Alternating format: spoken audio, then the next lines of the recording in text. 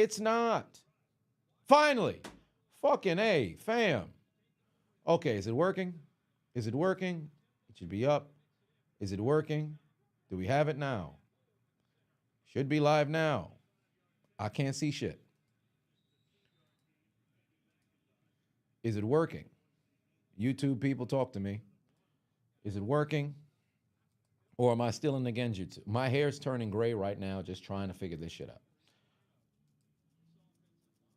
I think it might be all black. Well, if shit ain't working for YouTube, it is what it is, fam. Y'all gonna have to miss out. I don't know. All right. We working now.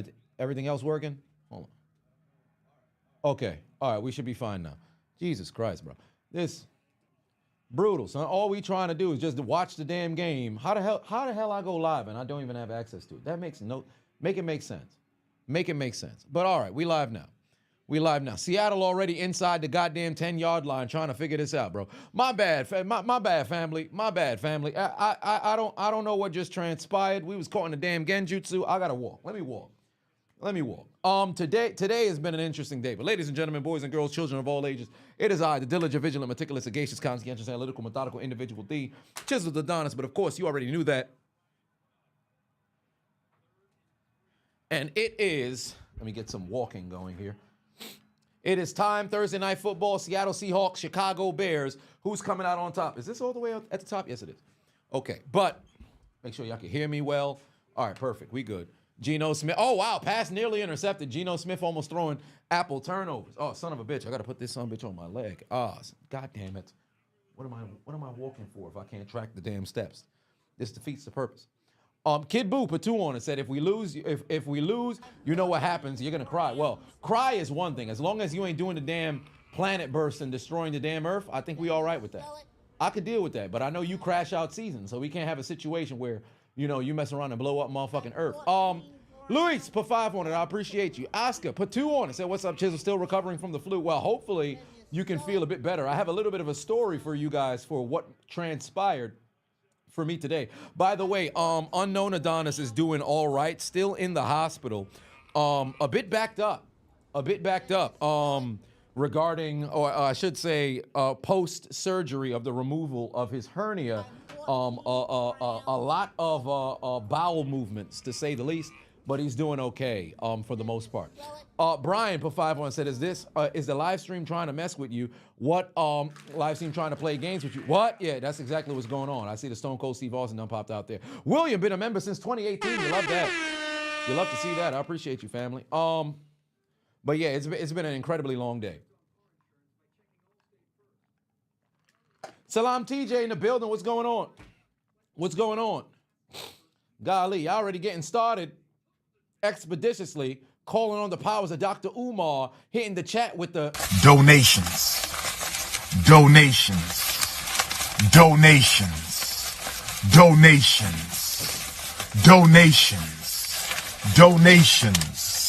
Gifts.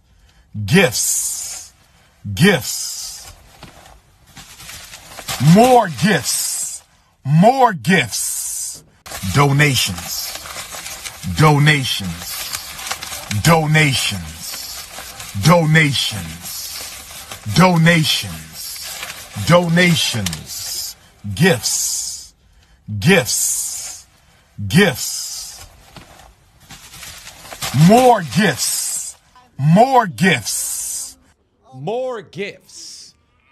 gifts. Let me tell you something right now. I see Nancy pop up in the doggone chat. She gonna get hit with the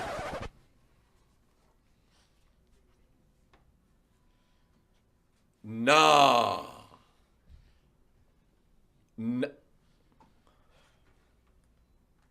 Rabbit Wolverine, Chris Benoit.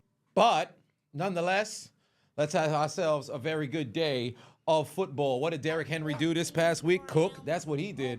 He ate them boys the fuck up on pause. But H. Brazzy put 5 on and said, like you said yesterday, goofy ass Schittsburg would fold and give up the North to them Blackbirds. Please never fire Tomlin. Well, William Patterson put 5 on and said, what's good? Today marks 8 months of sobriety and no better way to celebrate than here and hold my Nuggets. Family, love you guys. Well, for one, we love you too, fam, and congratulations. Let me turn the goddamn mic up. Am I low? Am I still low? Hold on, wait a minute. Let me make sure we good here. I can't hear a goddamn thing. Usually, I'm good now, I bet, yeah, because I know I'm a bit further back here. So we are here. Am I on a treadmill? Yeah, I'm on a walking pad. I'm on a walking pad. I got my damn, my phone on my ankle. So there is that. Perfect. We good now. Okay, let me move this over here so that way I can have it in front of me. All right, beautiful. Okay, so we good now. All right, Bears, Seahawks. Let me tell you something right now. First and foremost, the Bears are already eliminated from playoff contention, so really, they're just playing for pride and to close out the doggone season. Now, as for the Seahawks, I believe they no longer control their destiny as it pertains to the NFC West, because they need a little bit of help. They would have to not only win out, they need the Rams to lose one. And if I'm not mistaken, actually no, because their record in the NFC I think is worse. So if they lose, then it's pretty much clipped. Yeah, I'm gonna stay here so the camera doesn't switch up. I know it's gonna be playing some games, but there is that. They in that Bucks position. Well, yeah, well, kind of, but actually yes, because it's worse for them in the Bucks, because if Atlanta wins out, the Bucks is done. If Atlanta wins out, the Bucks is done, because Atlanta beat the Bucks twice. So there is that. But for Seattle, essentially, they've got to win out, and next week is pretty much for the championship, depending on what the record just so happens to be. So we'll see. Devin Patuan said the Texans was out there shooting free throws, 2 points. Yeah, that seems to be the case. Brian Patuan said thoughts on Bridgewater coming out of retirement. I'm happy for him. Won a state championship in high school. Opportunity to contend for a Super Bowl, pretty doggone cool. So I'm happy for him. Diego, put 10 on it, said, do I think Rich Gannon makes the Hall of Fame? Fuck no, he has no reason to even be in consideration. Also, you'll be at the first Netflix Raw and was wondering if you should take your spinner belt or the big gold. I think Cena's gonna be there, take the spinner belt. I don't know if there would be any of the legends who aren't as active for tribute of the big gold. So I'd say take the spinner belt. Now, 3 and out for QB Zesty. Hold on, wait a minute. Where's my Zesty soundbite? I think I have the AB Zesty soundbite in here. Where the hell's the Zesty? It's a Caleb Williams game. Zesty got to be in here. Oh, there we are. QB who? Zesty. I said QB who? Zesty. William giving out gifts, donations. You'll have to see it. Yeah, Roma Dunze, not too much doggone hands. He better not mess around and come out here and try to raise the roof like he did against Detroit with his dumb ass. But, yeah, we shall see. Walking to the great beyond is crazy. Since we're done both these teams before, Bears, Seahawks, top 3 respected. Okay, so Matthew says, top 3 not respected enough, put respect on their name all time members of each team. So 3 not respected enough Bears, 3 not respected enough Seahawks. Okay, so I'll say not respected enough, and this is just amongst the casual fan. I'll start with Seattle. Of course, Sean Alexander. I think the casual fans don't know. If you were to ask who's the 2005 MVP, they wouldn't know him. But if I wanted to stay away from that, and people who had accolades of that level, I would say not respected enough. Tyler Lockett would be 1.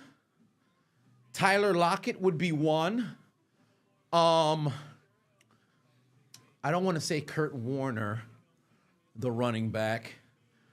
Jim Zorn would be 2.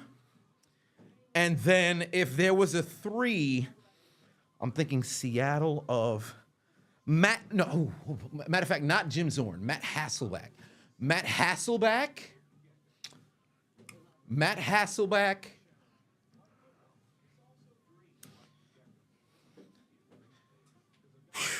Matt Hasselbeck.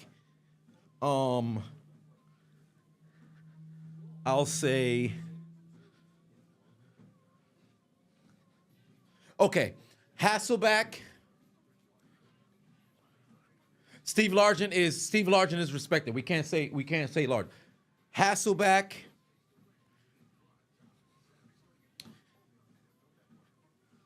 Oh no. Matter of fact, no. Fuck Jeremy Stevens. Fuck Jeremy Stevens. I'll take that back. Hasselbeck.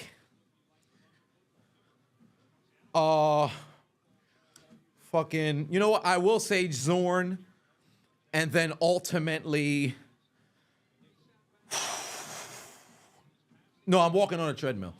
And then ultimately, Jerry Rice as a Seattle Seahawk is crazy. That one season. You know what? Cliff Averill. Oh my Lord, Junior Smith just went down. And as for Bears, top 3 unappreciated Bears, Lance Briggs, Wilber Marshall, and Lance Briggs, Wilber Marshall.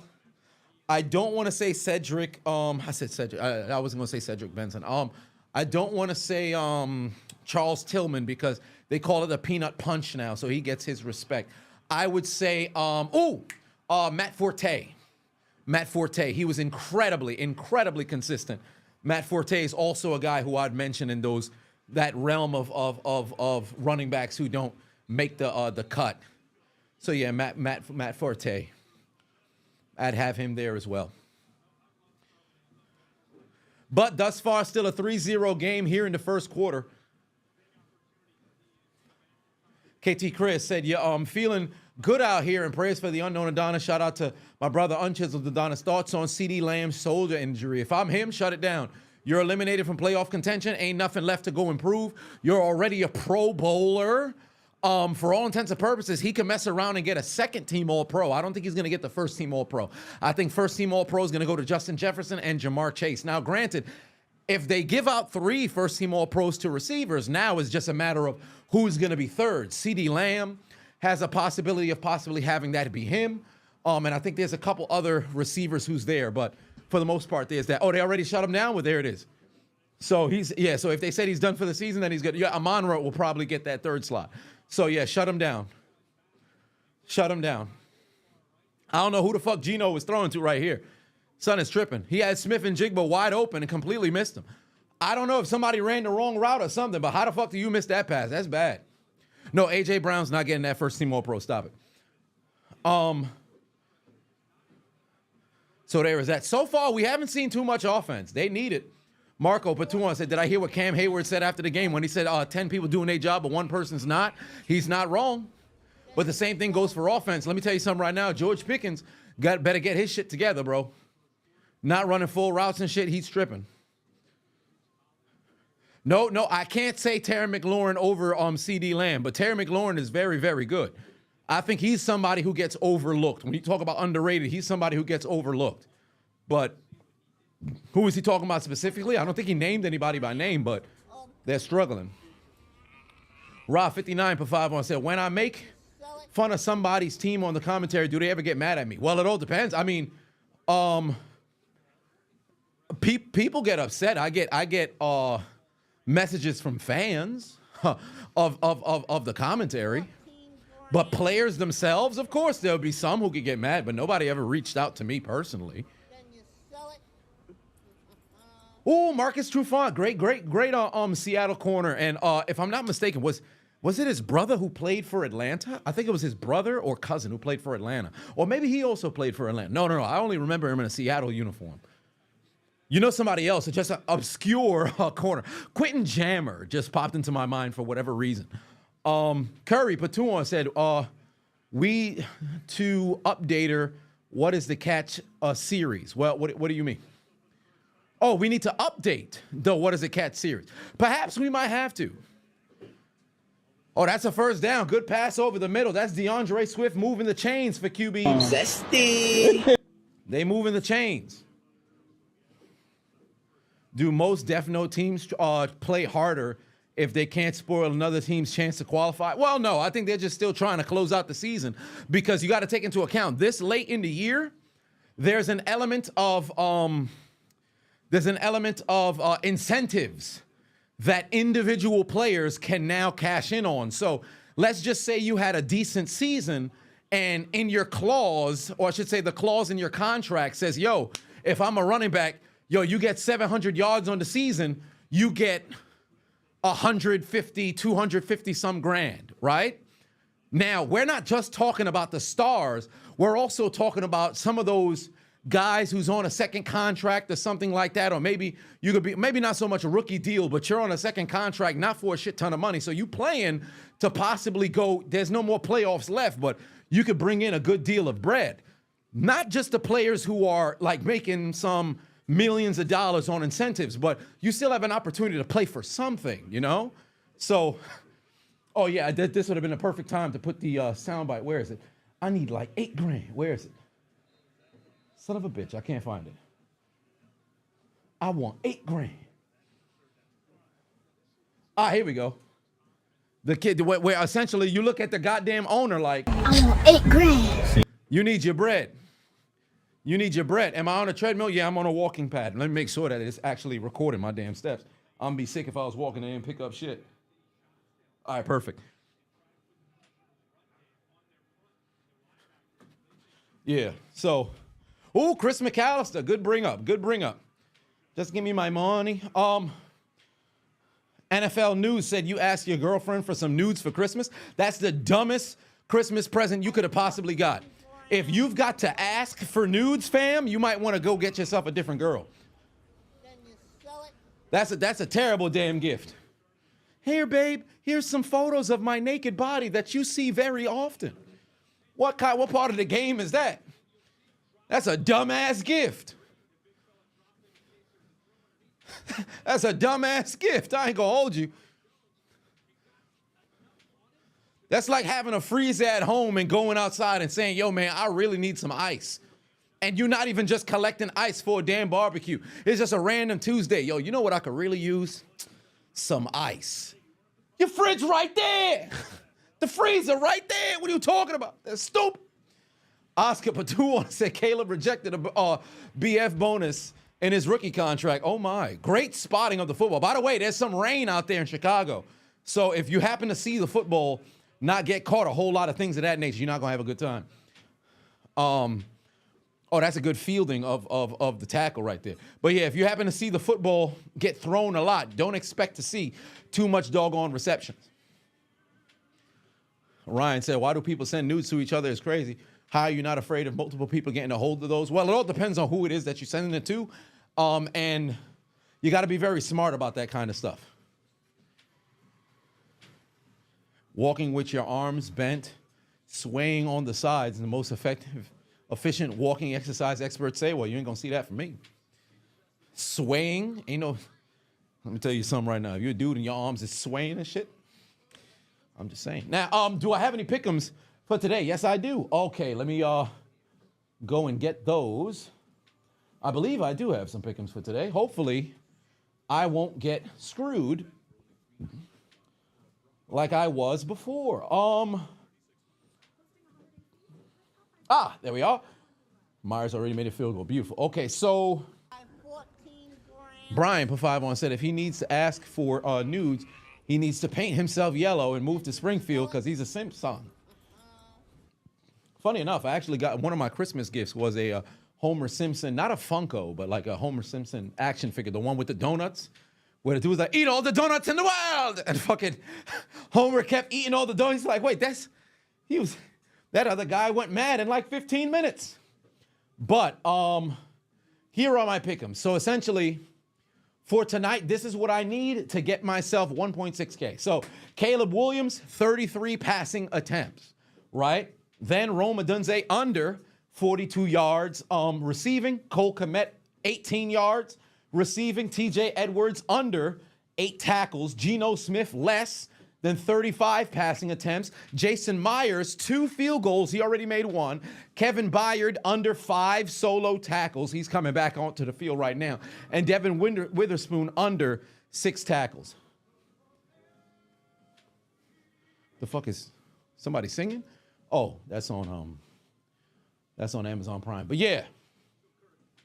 So that's my pick'ems for the evening. Distraught Platoon said, I hope everybody had a very Merry Christmas. I did. End of first quarter, I'll let y'all know what was going on with me today. Am I doing this the whole day, game? Probably just the first half. Because I did eat before, and I wanted to do I have a profit boost? Yes, I do. But I think it was a 50%, something like that they had going on. Great deal, by the way. But and make sure y'all scan this here QR code, download the Underdog app, use the promo code Adonis. I've done a bad job with my damn sponsorship. So I got to step that up come postseason. But God damn, homie almost got freaking caught with the damn the night train necktie, and he was able to escape it. Okay, McIntosh, way to break a tackle. But I'll let y'all in on what my day had looked like. I went through with what I said I was going to do yesterday, so it's going to be a little bit funny that's there. Good God. Do you have your passport? Imagine somebody saying that to your crow. Hey, listen. Hey, R. Kelly not too far to find. He ain't too difficult to find. He out here. Motherfucker gonna tell your girl. Do you have your passport? Do you have it? Did you get your shot? Did you get it? Girl, would you like to come back with Rob to America? That's not what you want to have happen. 3 minutes left to go here in the first quarter, ladies and gentlemen. By the way, Glass Shatters is Austin's best theme ever. But first quarter still 3-0 in favor of Seattle, who needs to win this game because although the Bears are already eliminated from playoff contention, for Seattle, the door is still open because right now they are indeed behind. I believe they're behind in the division. So they're 9-6. If they lose today, they're eliminated. Oh my God, pass nearly intercepted. Smith and Jigba couldn't hold on to it. They're going to have to punt. And now Chicago's going to have very favorable field position as long as they don't fumble and muff the punt. They've muffed the punt before. We can't guarantee that it's going to be a flip of field positioning in their favor because they might just mess around and miss out. But the Seattle Seahawks are currently number 9 in the playoff run right now. And to make matters worse, they're behind Tampa, right? Based off the win percentage, because Seattle is 4-6. Actually, you know what? Shit, it don't even matter, bro. They would need the Rams to lose this week. And then, oh yeah, if Seattle lose, they're eliminated. But they would need the Rams to lose this week because the Rams are 5-5 in the division. Or I should say they're 5-5 in the conference, right? 3-1 in the division. Seattle's 3-2. So if the Rams win this week, they might be able. Would they win the division? Because they'd be now 6-5. Oh no! Because Seattle, they still have an opportunity. Yeah. So it's all Seattle still. It all depends on if the Rams lose. No. Because if Seattle loses but the Rams win this weekend, Seattle's done. There's no opening because the Rams have a full game ahead of them. They're 9-6. And not only are they 9-6, they're 5-5 in the conference. So essentially, if Seattle can't afford to lose at all, and they need the Rams to lose too. They need the Rams to lose this upcoming week too. Because if the Rams win and Seattle wins, I think the Rams would still win the division, even though there's a difference of a game because in conference. No. Actually, no. There'd be a game differential. Yeah, so Seattle would still be alive. They'd have the same record, and it'd be the time frame. Yeah, so I said tie break. That's there. Yeah, so essentially, Seattle has to win the last 2 games to get in. Yeah, because there's a difference in the game. So they need the Rams to lose to keep them alive if they lose, or they just win out. So, yeah, they actually still have remnants of controlling their own destiny to a degree. But they can't afford to lose under any circumstance. But then if it goes to strength of schedule, no, it wouldn't even matter because the tiebreak would ultimately get them in. Yeah, so that makes sense. That makes sense.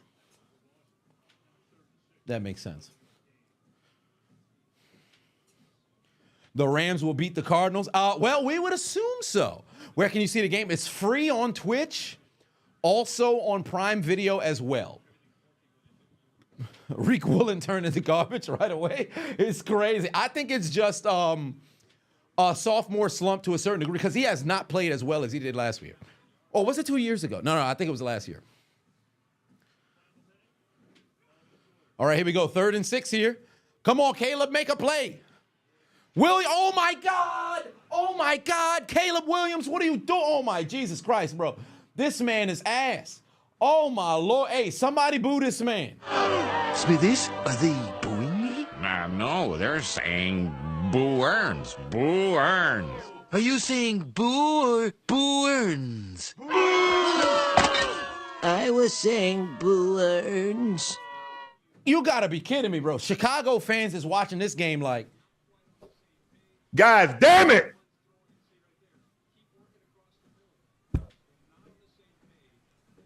help me understand, bro. How do you miss a man who's wide open? Roman Dunze's right there. You can't keep having this happen, bro. QB Zesty. got no accuracy. QB Zesty. missing wide open receivers. QB Zesty. ain't living up to the hype. QB Zesty. might be absolute trash, bro. You've got to be kidding me. Mans is right there. He's right there. Come on, bro. Dreadhead King said, do I think that Williams will be playing for the Bears next season? Absolutely, he'll be playing. He'll be playing, but I'll tell you this much. He better not have no cameras on him. He better not have no cameras on him. What the hell is wrong with this man, bro? He's right there. Good God, fam. Come on.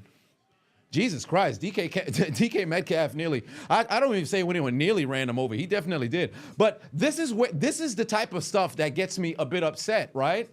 Because you'll look at his numbers, and I did this the last time that they were playing in prime time, where it's not terrible. He's the best rookie quarterback that Chicago has had statistically, maybe ever, right? But remember, he was projected to be some sort of savior who straight out the gate was going to have a rookie season like a Cam Newton, like an Andrew Luck, like an RG3, like a Russell Wilson, like all these other great rookie QBs, and that's not what we've seen. And furthermore, he's missed a ton of passes, wide open targets. He's missing them. Now, granted, there's some drops. I'm not going to put that on him, but my God, bro, come on, man.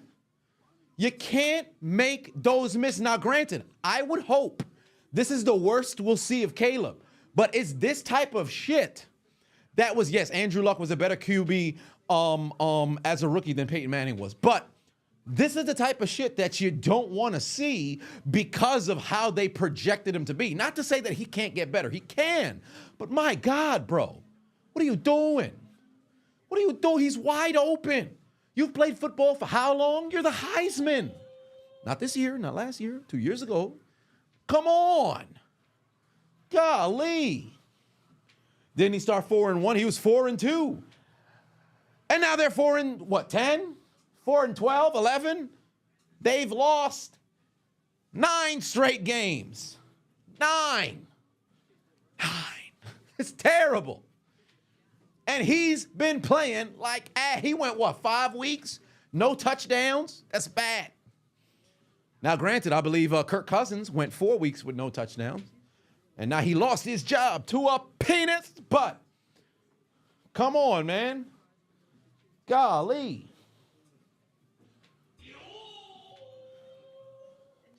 I'm on a walking pad, but yes. How many times are you guys going to ask me that?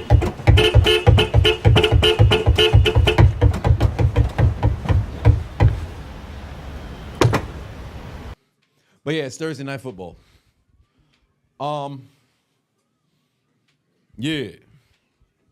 But as I stated, end of the first quarter, I'll let y'all in on, what my day looked like. Spent all of my day at the car dealership. Because remember what I told you guys I was going to do. I was going to take these here Ush Bucks, walk up in the doggone dealership, and negotiate my way into a decent deal, right? But you got to be smart. You don't want to be stupid. You got to be smart. So, you know what I did? Walked up in there with the Ushbucks. Now, I want you guys to keep an eye on this here. Take a look at that. You see what it says on there? Copy, motion picture purposes, right? On the back, in prop, we trust.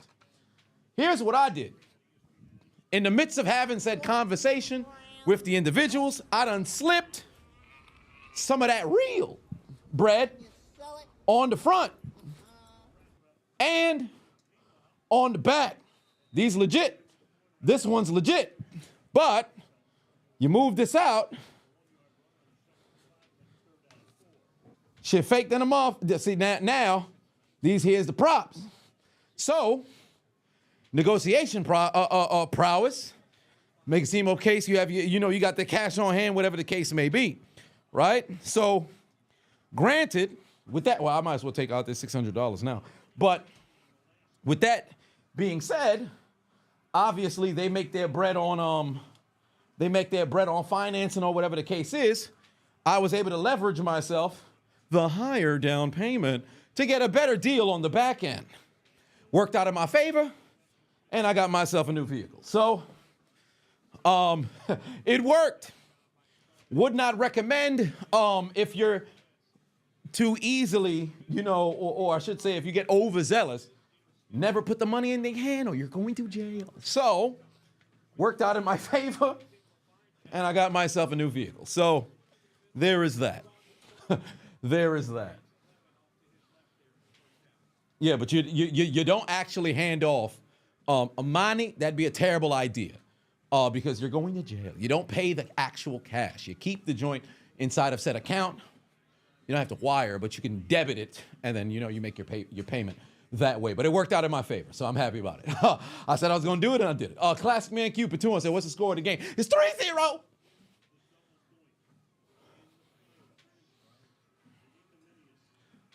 Sped out that dealership hot? Well, not necessarily. You just get yourself a good deal, but you pay with real money, of course, but you just negotiate it down. So I think I got off $2,500, something like that. It took off the final price, so it was like $2,500, something of that nature. Zachary Patuan said, FBI about to be in there 5 minutes. What you mean? I paid with real money. I didn't pay you fake money. I didn't give them cash. I paid through the account. You can't fake that, but I paid him with actual bread. I just finessed, the individual. But Chuck Patanon said quick about Deshaun Jackson becoming a new head coach for Delaware State. I'm happy for him. HBCU giving former NFL pros black coaching opportunities is dope. Indeed it is, but he's got to now go out there and perform. So it's not just a matter of, all right, cool, you get the job. Now you got to do something with it. Dorelius, P5 said, we've been trying to reach you about your new car's extended warranty. Thomas P5 said, Chiseled rolling Nat 20, Nat 20s on his charisma checks at the dealership. Hey man, you gotta do what you gotta do. You gotta do what you gotta do. But you work your way. You can't fraud somebody or just get a negotiation. You gotta know how you're doing it. You gotta know how you're doing it. So works out in your favor. Works out in your favor. Student loans be like you buying new cars. Now, hey, listen. I'm in forbearance. I don't know anything about all that other stuff. I'm in forbearance. What brand? I got a Honda. Got myself a Honda. Yay. So now I have myself a vehicle. So good stuff, good stuff, good stuff. All right, second quarter. Ray Lewis, next head coach at University of Russia. Is crazy. All right, they're inside Bears. Oh, Jesus Christ. Gino about to get murked. Damn, they done took his big ass down. Down goes Geno Smith. You know what that means. Sound of music. Anybody got more of that Loompa Loompa weed?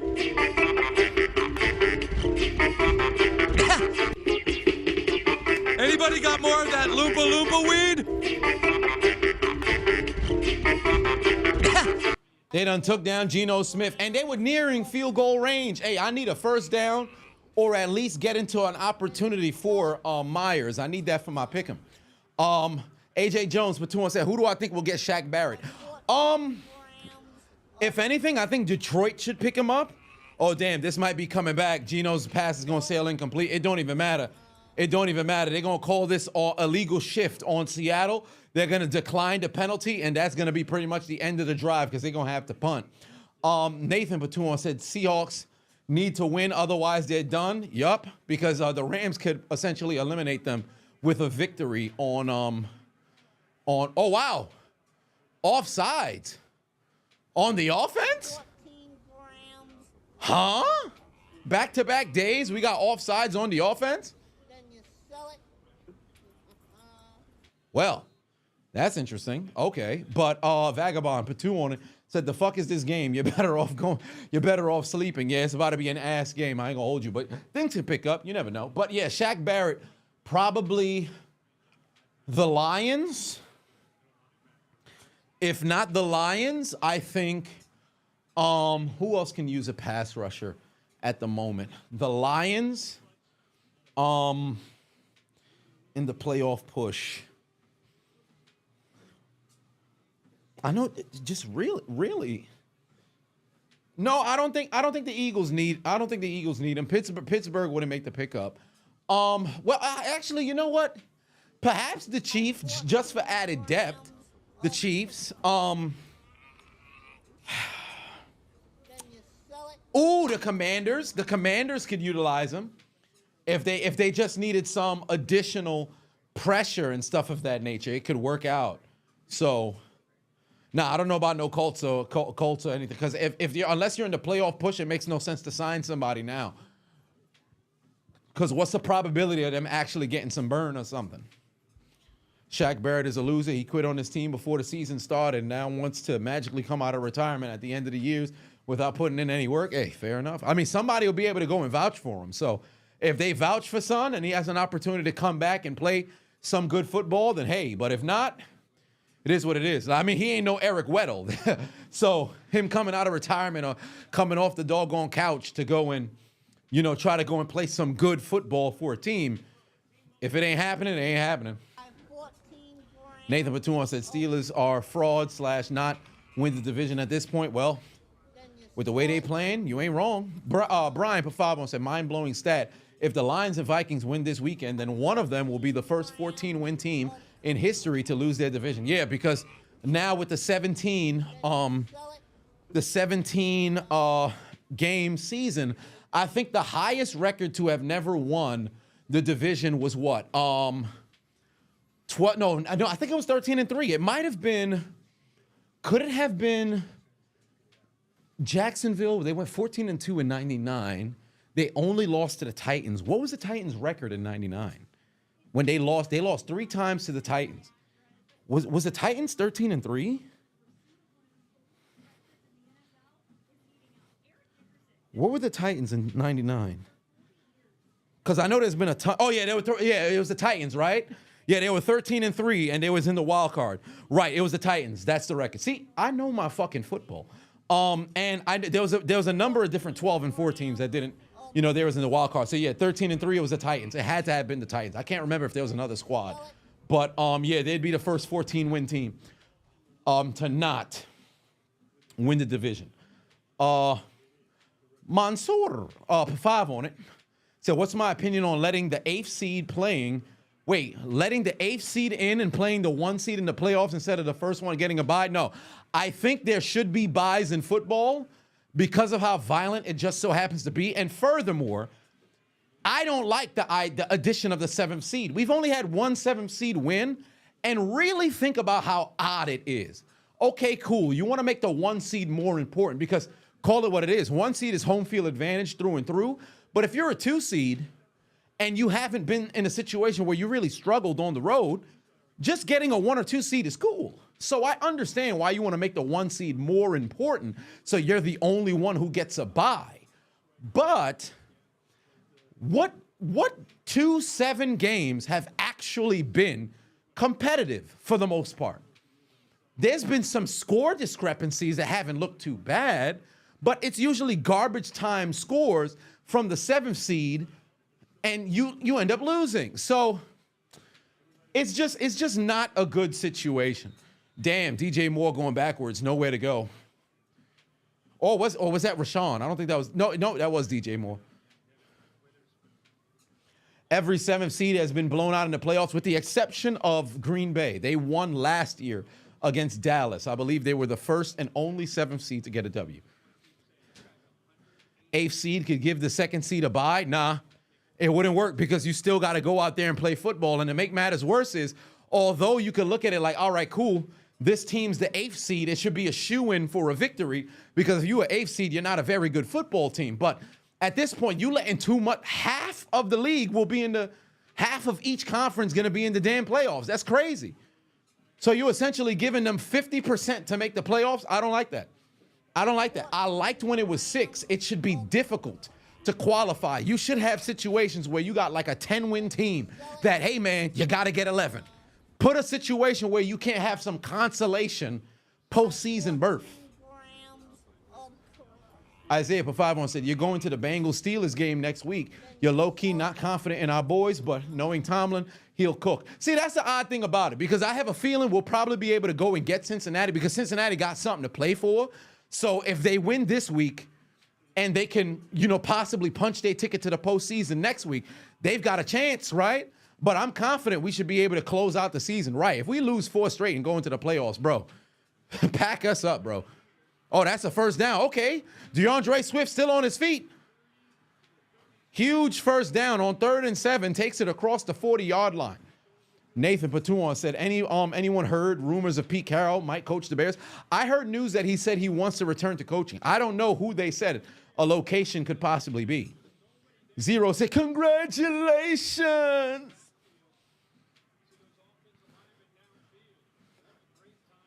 Yeah, so... Oh, damn, what just happened? The football loose. What just happened? The football loose. M4, what's good? How's it going?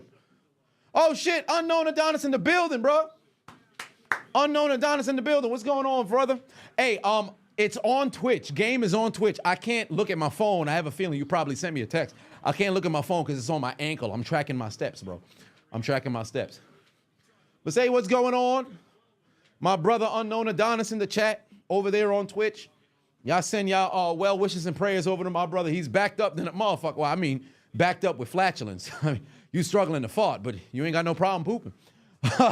But hopefully them damn nurses ain't doing you dirty, bro. I gotta swing by and pull up on you. But yeah, 1st and 5. Here come the Bears. Oh, that's a first down right there. Damn, DeAndre Swift just ran into the back of his offensive lineman. Almost split this man's damn glute pad. That was about to be a bad situation. If the Rams beat the Lions last year, it would have been the 4th straight year that the 6th seed beat the 3 seed in the NFC. Shit. The game guy, Pafavon, said, did we jump too soon on the Bryce Young, CJ Stroud debate? Young thriving while CJ struggling. No. Because CJ's going back to the postseason with back-to-back division titles. Now, granted, I will definitely say, and I mentioned it in the commentary, CJ Stroud talked way too much during the offseason, and now he's really struggling. Now, granted, you lost Nico Collins for a good portion of the season. Stephon Diggs done for the year. Tank Dell might be done for not only the remainder of this year, but all of next year, too. Still, CJ Stroud is not looking like the type of sensation that he was looking like as a rookie, despite the fact that he's putting up the same numbers with the exception of double the interceptions, right? But similar thing that I had for Caleb Williams, you had projection and anticipation for performance this year that you did not deliver on. So there is that. Distraught Patuan said Tank Dell about to miss 2025 too. Yup, it's bad. It's bad. Ethan said, what are my thoughts about the Lions this season? What are my thoughts possibly a Week 18 battle for the 1 seed and the division? I will say this much. I'm excited for it. It's an awesome, awesome situation where you can get playoff football before playoff football, but I'm really ecstatic about the Lions. I really like the trajectory of where they're going, not only this year, but for the foreseeable future. But I'm very concerned with the injuries that they have, and if in the event Minnesota gets them, I'm not going to hold you. Detroit could be in trouble. Maybe not, the opening weekend of the postseason, because call it what it is. Whoever's representing the NFC South, I think they're getting cooked. Whether it be Atlanta, whether it be Atlanta, or whether it be Tampa, I think they're getting cooked. And you already know it's going to be either Detroit or Minnesota, who's that 5 seed. So you running into a juggernaut regardless, right? But that following week, you better hope some motherfuckers is healthy, because it's going to be a bad situation.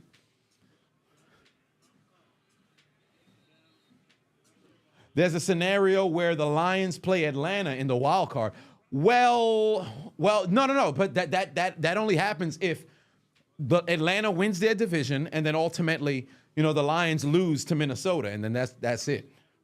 And also lose, this weekend, because I think week 8. No. Week 8. They might be playing this week.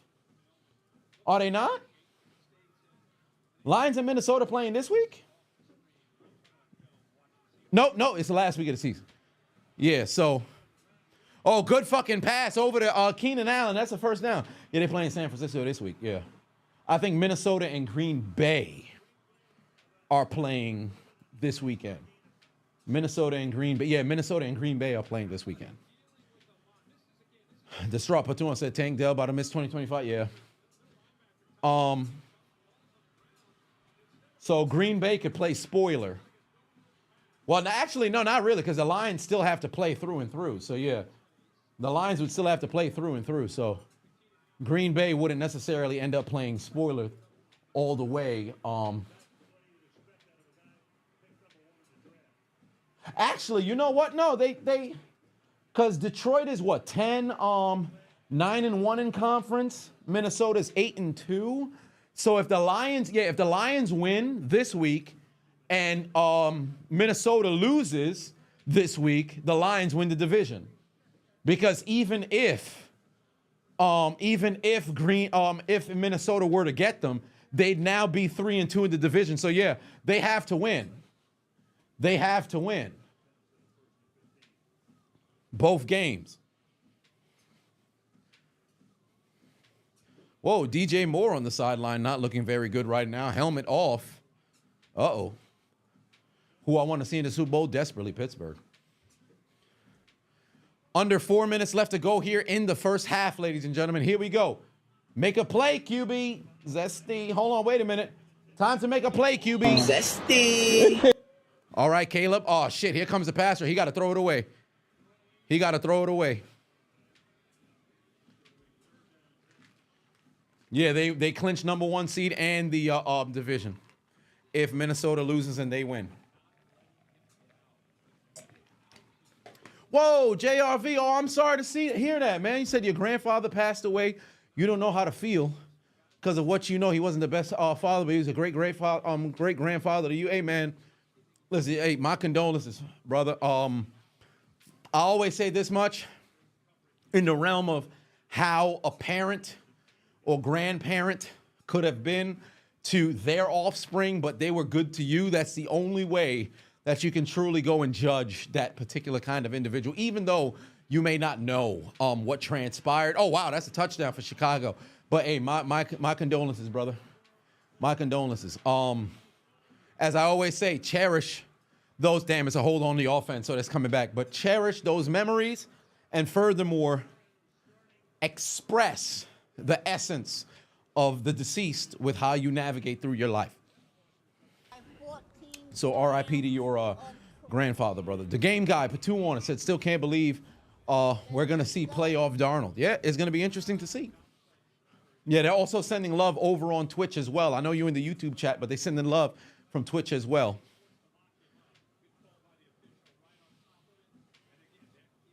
Yeah, there was a fat man hold preventing the doggone touchdown.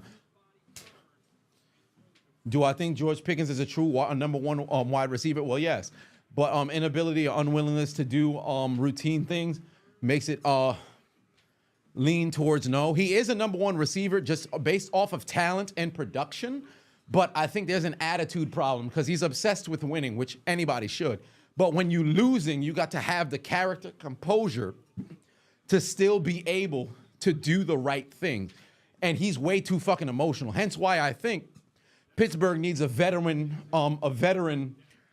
been there, done that kind of guy in the locker room to set Son straight. Kevon said, we will probably see the Eagles versus Commanders in the wild card. It's a possibility. Well, the Commanders are what, the 7th seed? The Eagles being the 2? Well, yeah, because the Commanders won't catch. They won't catch. Well, no, they couldn't catch Green Bay. Can they get Green Bay? They have a better conference record than Green Bay. Green Bay lose this week and the Commanders win.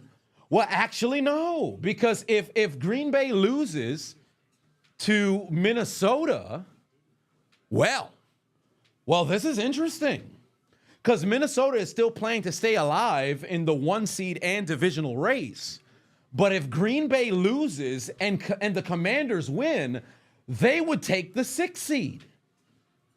Oh, wow. This is interesting because the Commanders are 7-3 in the conference, but Green Bay's only losses have been in the NFC.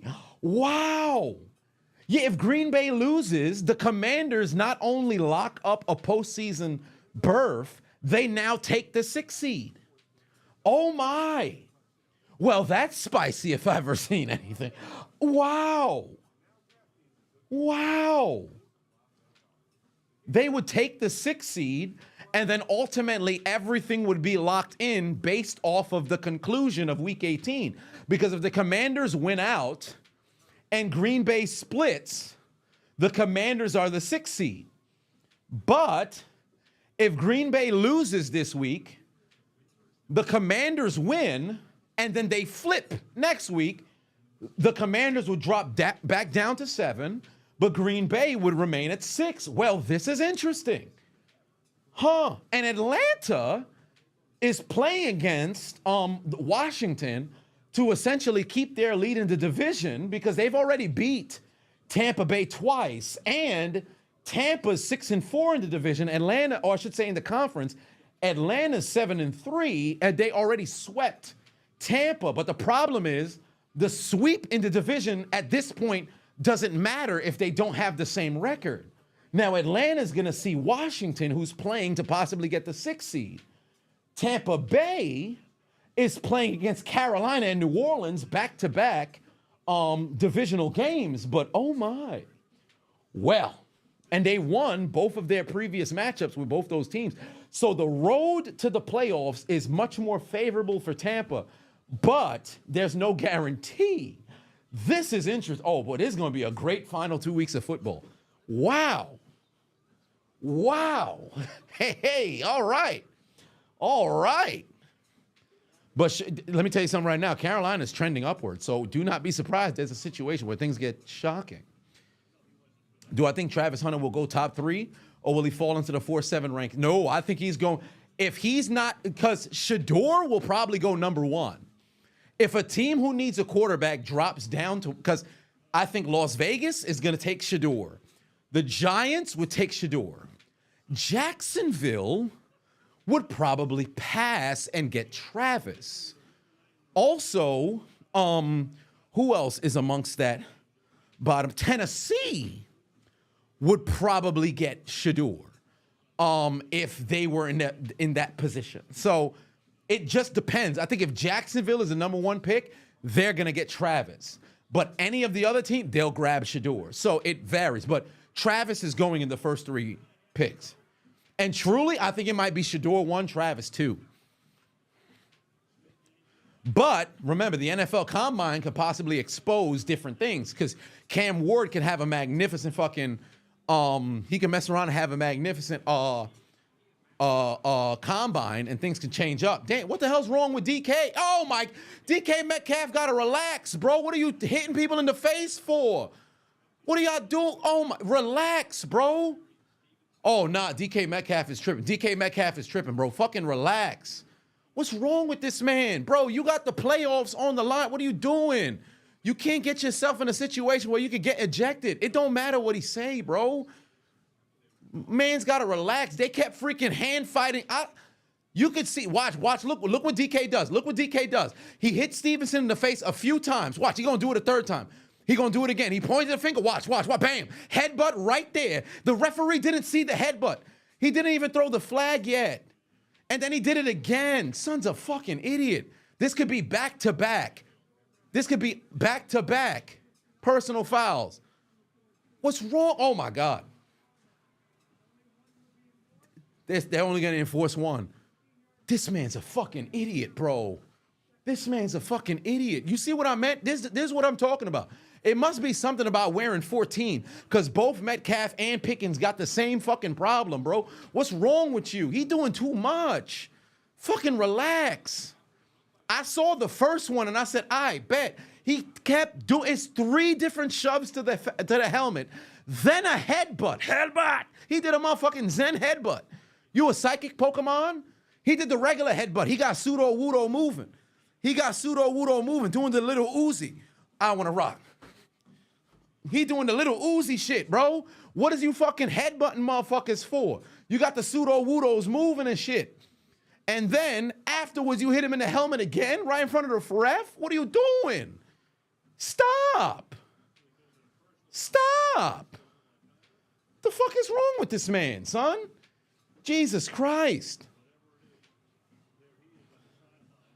I look constipated doing that shit. I probably do. That's the first time I've ever done it in my life. But what's wrong with this man, bro? DK got a chance. He's still talking shit. He talking shit to the coaches. He's still talking. You look at the body language. Look at the body language. Pointing the finger, pointing at coach. Nah, bro. This might be DK Metcalf's last year in Seattle. Nobody could talk to him. Tyler Lockett right now, they going to a television timeout or some shit. Somebody got to go pull DK Metcalf to the side, bro. Somebody got to come to pull DK Metcalf to the side, bro. What's wrong with this man? Bro is wildin'. Might have said he's standing on business. That's a problem. Yeah, I'm on a walking pad. Treadmill, if you will. How long have we been walking? 50 minutes? 53 minutes. DK gonna be a Steeler next year? Nah, I don't know about all that. This dude tripping, son. Man's gotta relax. He need Tyler Lockett or somebody, a vet gotta go and get in his face. Maybe even Gino. Somebody gotta get in his face. Like, yo, fam, what is you doing out here? I don't care if he disrespected you, bro. Let your play do the talking. Score a touchdown, and then you could go and talk your shit. But you already got a motherfucking, personal foul. So you're doing too much. You'll take him in Carolina. You say that until you end up being in a situation where next year y'all actually in a position to contend, and then he get a personal foul and get ejected in the game you need to win, and you'll be like, yo, what the fuck? And you're gonna be sick. It's always cool when you ain't got too much to play for.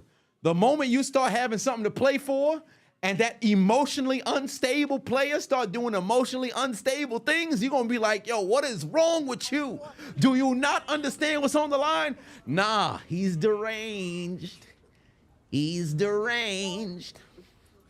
Alexander for 500 said, when you gonna make Lord, I have dreadlocks merch. Well, I remember I was initially going to do it when I first started the merch, but I just don't know if there's a demand that's there. Who knows?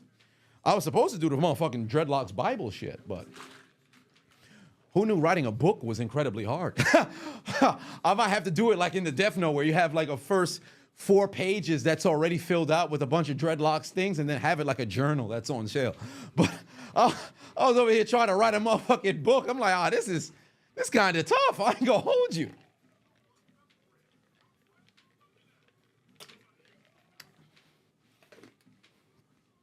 Oh, there we go. Tyler Lockett's on the field. Whoa, Tyler Lockett going up to the... What the hell? What the hell is Tyler Lockett going to the defender for? Oh, DK came back onto the field. What's going on? Stevenson. Oh, I see. Look at Stevenson. Look at Stevenson egging it on and mocking him. So how the fuck Tyler Lockett go to the Chicago Bear? What did they say to DK then? Tyler Lockett's a bit of a voice of reason. Why did he go to the Chicago Bear instead of DK Metcalf? You can't check the other team players because what dude is going to be like, yeah, you know what? I was wrong. This ain't no motherfucking Gatorade commercial. Dudes ain't about to sit over there like, yeah, you know what? You right, man. That's my bad. I'm sorry for getting your tension, having tensions flare and gets you emotional. Nobody doing that shit. Go check your teammate. How the fuck Tyler Lockett also crashing out? So what was said? I'm very perplexed. What the hell did this man say? Son must have said somebody's uncle. I'd be the worst goddamn trash talk on the planet. I'm going to say the most outrageous things that make absolutely no sense.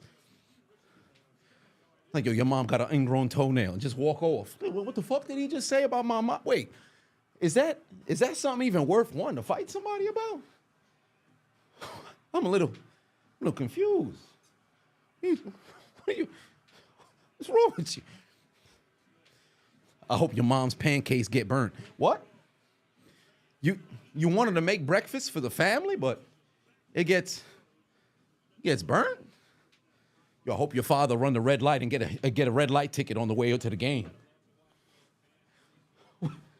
Is this worth crashing out about?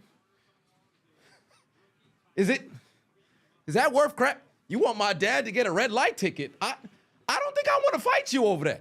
First down, DK Metcalf moving the chains. I don't know. I don't know if I would fight somebody about that. Yo, I hope your grandmother forget to tie her laces.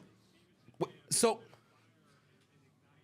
you don't wish like bodily harm. Like you saying you hope my grandma fought. No, I hope she just forget to tie her laces and somebody else got to tie it for her. But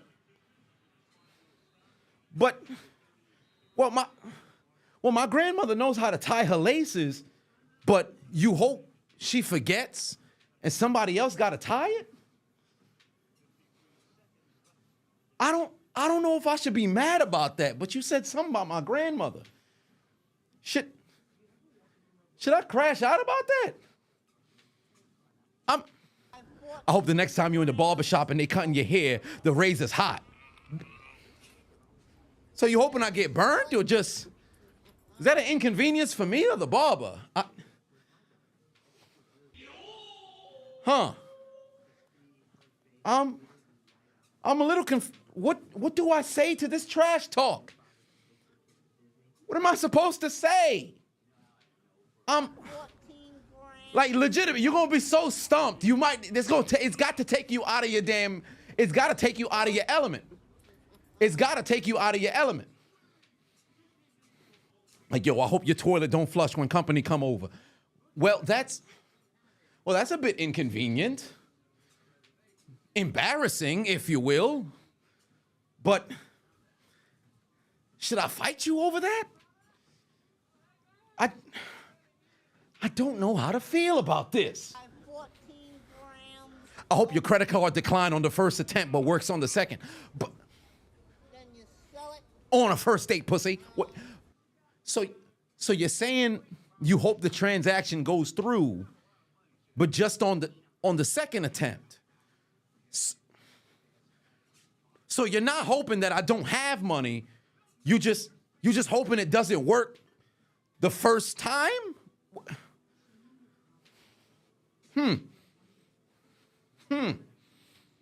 Interesting.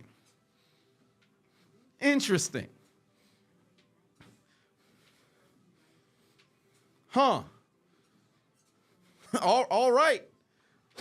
It's gonna be like one of them situations where you gotta talk shit, but it's not enough shit talk to make you want to fight, but it's enough shit talk to make you want to think. I hope your fridge don't close on Thanksgiving Day. It's crazy. I hope Canadian ass insults. Hey, I hope your fridge don't close on Thanksgiving Day. It's hilarious. Oh shit. I hope your fridge don't close on Thanksgiving Day. Is hilarious. I hope there's no tape on sale when you're wrapping your Christmas gifts. They gonna know what's in the box. What's in the box? What's in the box? I hope there's no available number 2 pencil, so your son got to take his test in pen. Like, shit. You can't scan the Scantron. They got to manually do it. It's going to inconvenience the teacher. Is that worth fighting about? Shit. Thomas with 2-1 said they out there with the playground insults. Got to be. Oscar for 5-1 said, I hope your mama has an ingrown toenail from her eyeball. Brian put 2-1 said, I hope it takes you 2 hours to watch 60 minutes. Yeah, DK's a crash out. Something wrong with that man. Oh, man. Oh, nah, TDM is tripping. See, you got 8 kids. You can't say shit like that. That's a diabolical insult. TDM said, you say to your opposition, I hope your penis goes limp when your wife is naked. It's crazy. You got 8 children. You understand what that means. You and your wife got 8 children with 3 sets of twins. You can't say that. See, that's worth crashing out about. That's worth crashing out about. Because your wife gonna be like, so I don't turn you on no more. You be like, no, listen, you gotta understand. I was on the field, and then TDM said, now it's in my head. You gotta understand. I want a divorce, and I'm taking all of the kids. You gonna have a bad time. 3rd and 5, pass sales incomplete, magnificent. I hope they're in field goal range. I needed an attempt. I needed an attempt. Alex in the building, what's going on? Punisher done said it's TDM Apu. Now, hasa pita petalon. Hey, listen. Hey, I ain't putting your business out there. You the one who said you had 8 children with 3 sets of twins. That's got to be a hectic ass household. You driving a Honda Odyssey by default. You went to sleep, had 8 children, woke up Jewish. I can't say that. They control the media. I can't say that. L'chaim, 50-yard field goal coming for Jason Myers. Jason Myers to give Seattle the lead. Come on. Oh, yes, through the uprights, and it's good. I needed that for my pick'em. No, Honda Odyssey's terrible, right? I ain't gonna hold you. I fucking hate Honda Odysseys and the people who drive them. But, I mean, that's neither here nor there. Pack them boys. No, I can't do it. It's way too close to home. That's definitely gonna get me banned. I can't do it. I know exactly what clip I was about to play. I can't do it. Give it some time. But so far on the pick'em, Caleb Williams has thrown the ball 13 times. If they're losing 6-3, perhaps he'll throw it much more. So I need that in the second half. Roma Dunze, no yardage thus far. That's good. Cole Kmet, no yardage. That's bad for me. TJ Edwards, only 3 tackles. That's good. Geno Smith, 15 passing attempts. I'm going to need more in the second half. Jason Myers, 2 made field goals. Beautiful. Kevin Byard already has fucking 5. No, 4. I'm in trouble. Witherspoon, 2 tackles still since that opening drive, which is good. But, I'm in trouble. Kevin Byard's about to fuck me over, bro. I'm screwed. I'm about to be cooked. I'm about to be cooked. Ryan Pafavon said, I hope your kids in the cafeteria when the bully kids start spraying. It's crazy. See, that's worth crashing out about. That's worth crashing out about. Alexander said, you'd crash out if somebody said, I hope the condom breaks when your girl gets pregnant. Damn, that's a tough one right there. But first half is about to come to a close. Let me see if I got to the 10,000 steps, because this is what now? This is 120, what they said, 130 calories. I've walked 2.5 miles during this stream. Damn, I got dark as hell, but I've walked 2.5 miles during this stream. Hold on, wait a minute. Let me see. Oh, one more step and that's a 10,000. All right, because I was on the 4 9s. All right, that's 10,000 steps. Beautiful, right on time.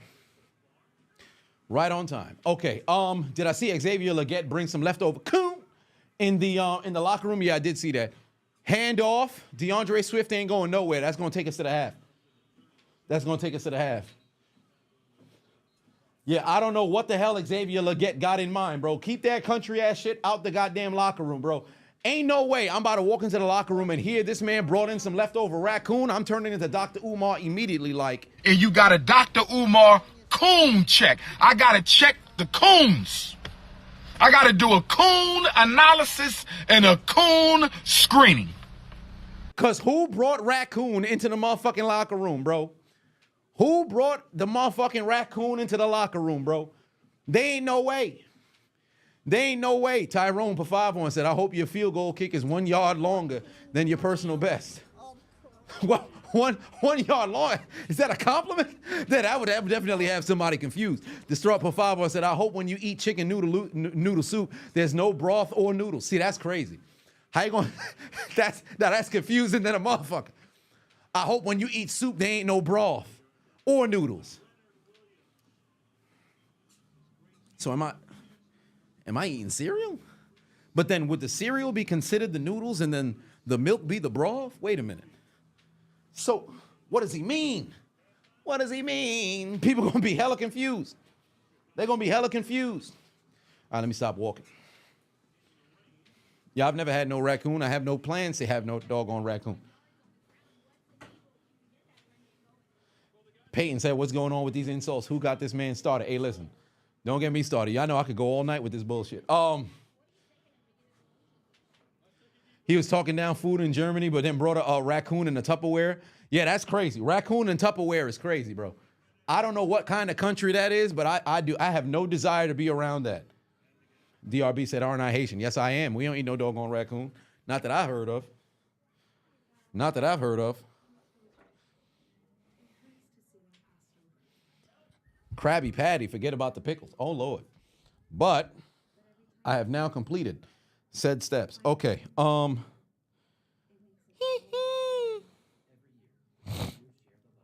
Good Lord. That gets me my steps. Beautiful. Raccoon stew. Dominique Pafavon said, I hope when you eat Chick-fil-A, they don't say my pleasure. Oh, Lord. Talk about bad hospitality.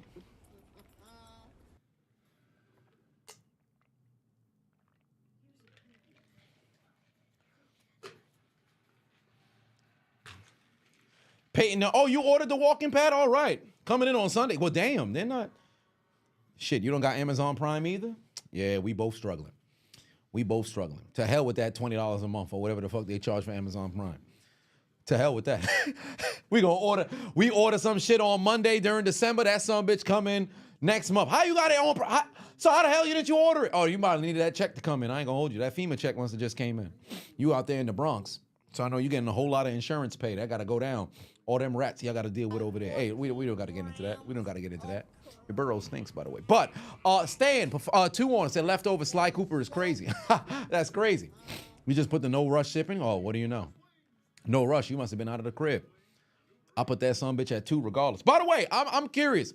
Anybody else? Because I know it's going on around the country. It's not even just centralized in the metropolitan area. But anybody else got like neighbors or friends that's dealing with like these porch poachers, if you will? Because I've been reading articles, listening to news stories of motherfuckers getting their packages stolen off their porch inside apartment complexes. People is just walking up and taking packages. Ring camera footage is going viral around the globe. Well, maybe not so much the globe, but around the country. People is getting their shit stolen. So, yeah, poach pirates, I believe that's what they out there calling it. Fam, y'all be safe out there with y'all motherfucking packages, fam. It's bad. It's bad. Asteroid said that your aunt lives in Dallas and a woman walked up and stole her potted plants. They stealing potted plants? Damn. No, DHB, I know it's been going on for a minute, but it seems like there's been a high uptick. Like usually during the holiday season, there's a slight increase in people having their packages stolen. But this year, like it's damn near record reported numbers. It's bad right now. And because you have the luxury of a lot of people having security and surveillance cameras, even if it's not you, like your neighbor could have a camera and they steal it off of your porch or the front of your apartment, your neighbor has it recorded like, yo, this motherfucker just stole your package. It's bad. It's bad. Peyton said your theory is that there was always the act didn't increase, the reporting didn't increase. Well, yeah, I think there's definitely an element of reporting that definitely went up, but at the same time, I think also there's probably since the pandemic, there's probably a situation where because people were wearing masks and things of that nature, they feel much more inclined. Maybe there's a lot of individuals who's not getting caught per se. I don't know, but I haven't had that happen to me yet. Knock on wood. Although this is not wood, so I got to find some. Well, maybe this one. It looks aesthetically like some wood. Knock on some doggone wood. Hopefully it doesn't happen to me, but yeah, it's bad.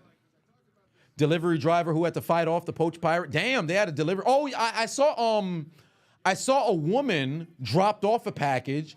It had gotten stolen, so she was contacting the people, and then there was some YNs on the block who went to go get it back. So there's that. Davion said here in Louisiana, it ain't really trying that unless they're actively trying to get did like John Jones did Leoto. Yeah, that could happen. That could happen. There's more footage there than used to be, so it seems like it's occurring more, perhaps. But yeah, y'all be careful out there. Oh, Mr. GH2 said you saw it? Yeah, they got it back before she barely made it to the door. It's bad right now, bro. The only Yurik said you drive for Amazon as a CDL driver. Luckily, you haven't been hit. But they told us to keep an eye out on runs. Yes, you gotta keep an eye on the truck. Because I know Amazon drivers, especially when you drop off, if you happen to drop off at like complexes. Depending on which kind of complex, because if they don't have like a freight location where you could pretty much drive the truck in, if you got a double park outside, you damn near got to make sure all the doors is locked and everything. Like, it's bad, bro. It's bad. It's bad.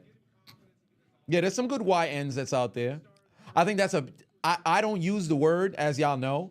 There's well documented, but I think YN is a very funny description. So I've started using YNs much more consistently. I find it very funny. King James said, "What's so generational about Zesty? His ability to make broken plays. Like, believe it or not, I think he would have been in college. He was like a very accurate Brett Favre. Less interceptions, more like big plays. But now at the pro level, it's not happening as often. But." Yeah, Jimmy Butler's not getting traded, apparently. I saw that that statement that came out. Alexander said it's so bad even millionaire Rashee Rice's mom is doing it. Yeah, she's out there stealing. She ain't shit for that. Somebody ought to hit her with a clubbing blow. Let me tell you something right now. Rashee Rice over here stealing people's packages when your son is a multi Super Bowl winning. You know, maybe not so much multi, but multi-millionaire, Super Bowl winning wide receiver, and your dumbass wanted to go and steal packages early in the season. Somebody hit it with a... What's wrong with it? Since I'm a Heat fan, what do I think they should do with Jimmy Butler? Believe it or not, I think he still has some tradability. But the only problem is if you were to go and move on from him, what are you trying to get? Because a couple of years ago, they should have moved on from Tyler Hero. And I like Tyler Hero. He went on to win the Sixth Man a Year and things of that nature. But I think they should have traded him and Duncan Robinson when they was at the height of their tradability to go and get, different sort of pieces. Because Miami's whole, like, yo, we going to try to make deep playoff runs with just these miscellaneous people who buy into the Heat culture. It's not going to work, bro. They're not in this league. You need a collective unit of guys who can get it done. And it's not just, all right, you have a bench that can sometimes hit and sometimes miss. Like, bro, what are we doing? PJ Tucker retired, or is he still on the sideline somewhere doing a whole lot of nothing? He should have never left Miami. He should have never left Miami. He was a perfect quintessential Miami fucking player.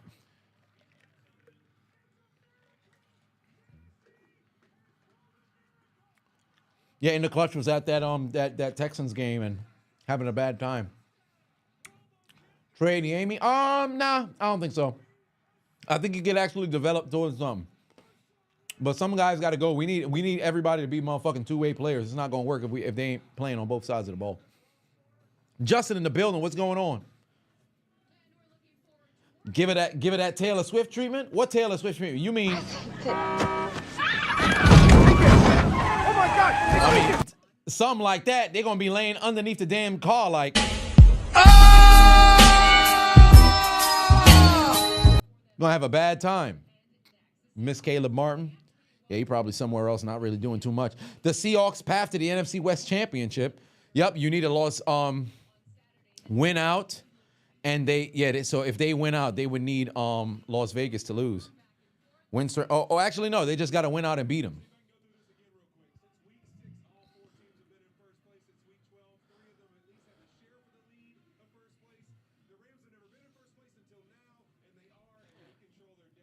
Yeah, you already know Whitworth is going to be a big rammer because that's where he got his championship. Big rammer is crazy, but a big Ram supporter, I should say.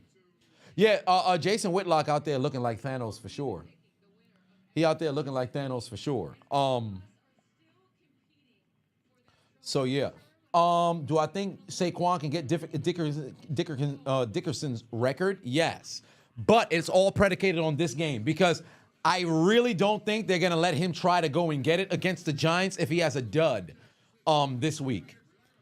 If he has a dud this week, they're not going to let him really go and try to get him against the Giants because you don't want to risk injury.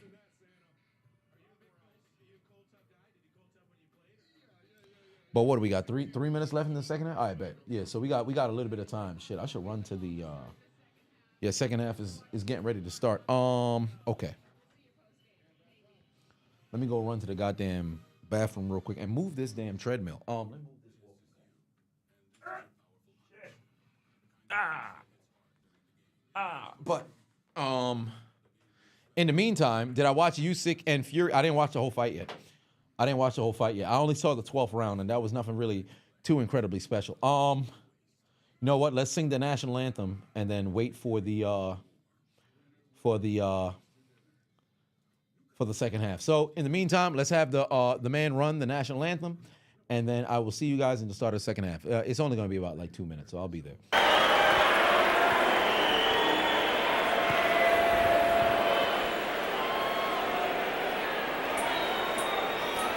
Oh, say, can you see by the dawn's early light what so proudly we held by the twilight's last gleam, whose broad stripes and bright stars through the perilous fight for the ramparts we've watched was so gallantly streaming, and the rockets ran there, the bombs bursting in air, gave proof through the night that our flag was still there.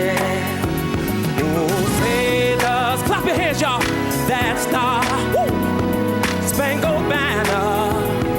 Oh, and wave that way, that way.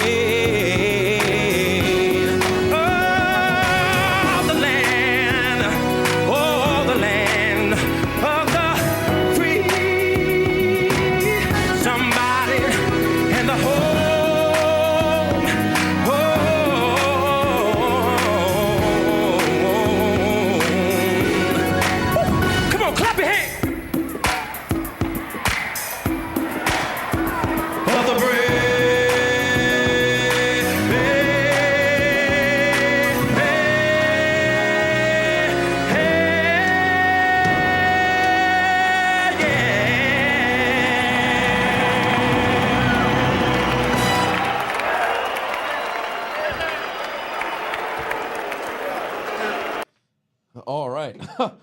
All right. There is the national anthem, ladies and gentlemen. I should sit down, but I'm not going to. I'm gonna stand. Yeah, that was hell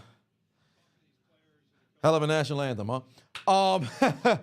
Yeah, it's really hilarious. But nonetheless, second half is upon us, ladies and gentlemen. Second half is upon us. Chicago Bears trailing 6-3 over, or I should say under, the Seattle Seahawks, who need to win this game. Here we go. If they can get a good return, they're not going to get it.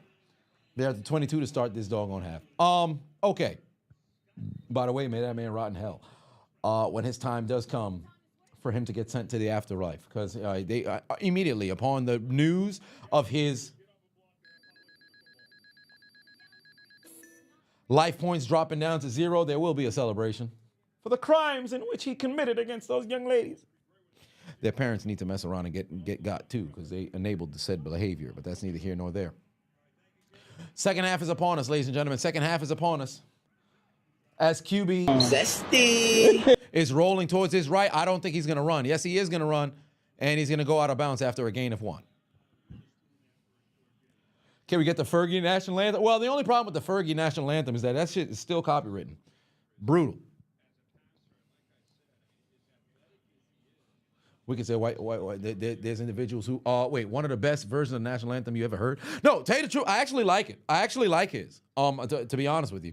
I think it was funny. I've never heard a national anthem in which motherfuckers was dancing, but Fergie's one was terrible. Roseanne Barr's one was terrible. His joint wasn't ass. I don't think it was ass. But it was definitely a different version, to say the least.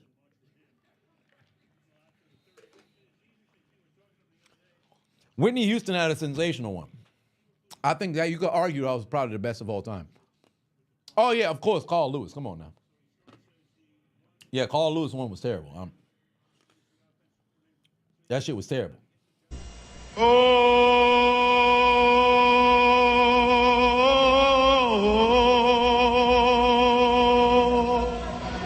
Oh, say, can you see?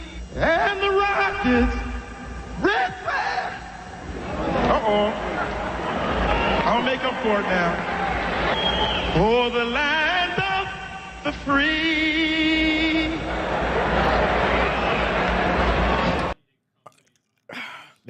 We ain't play that in a minute.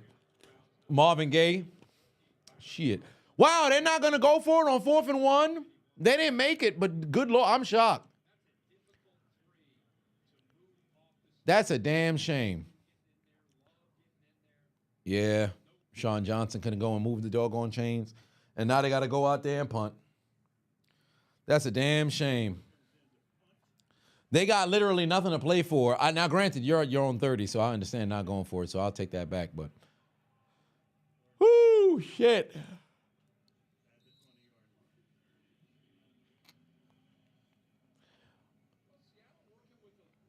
Ella Fitzgerald, yeah. Aretha Franklin sang for like, her national anthem went for like 6 minutes, bro. That shit was crazy.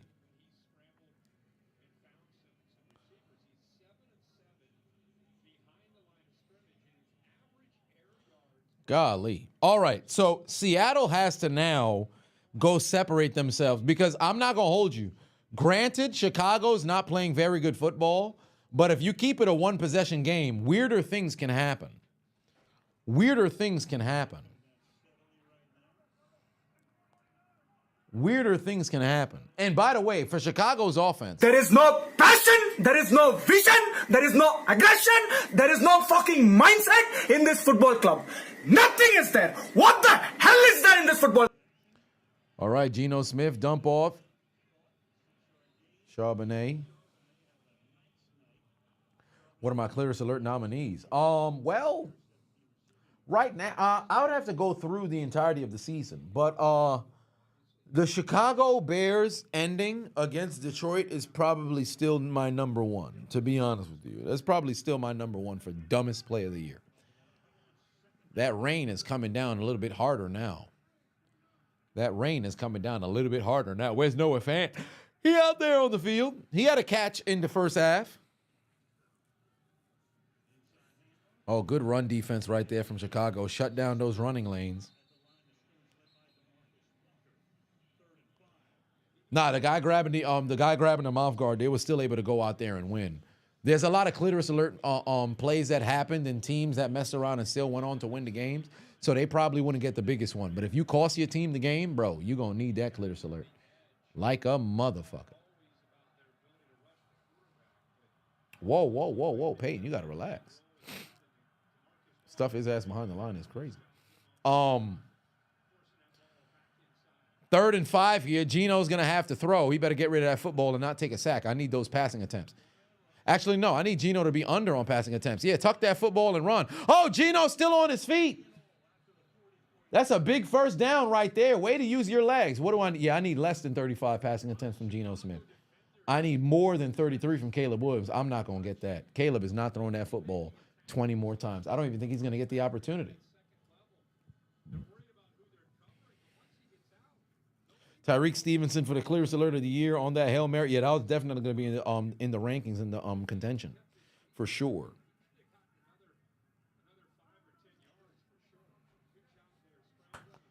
All right, here we go. We're approaching 10 minutes left to go here on this opening drive. Oh, where's Charbonnet going? Yeah, he ain't going nowhere. He ain't going nowhere. Down goes Charbonnet.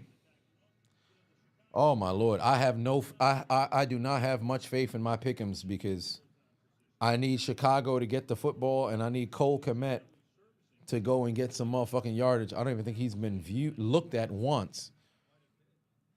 I got my Jason Myers field goals though. Oh my eye.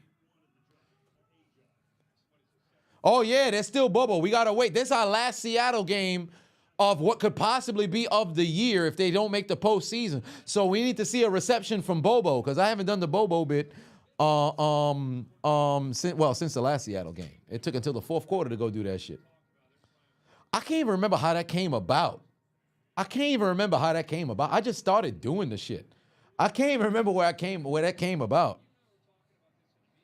I'm a weird individual. I can hold you. Like I be having memes and sound bites come out of nowhere.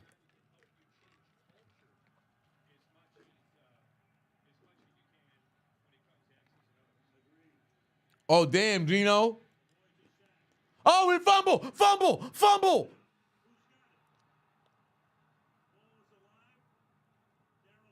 Who got it? Seattle got it back.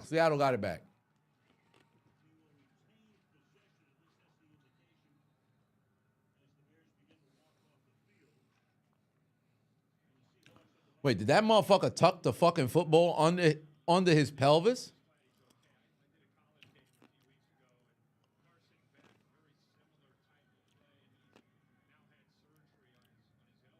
I think the lineman tucked the football under his pelvis. Yeah, he's eating chicken strips. He was just laying on the ground. He didn't even hold the ball. He was just planking on top of the football.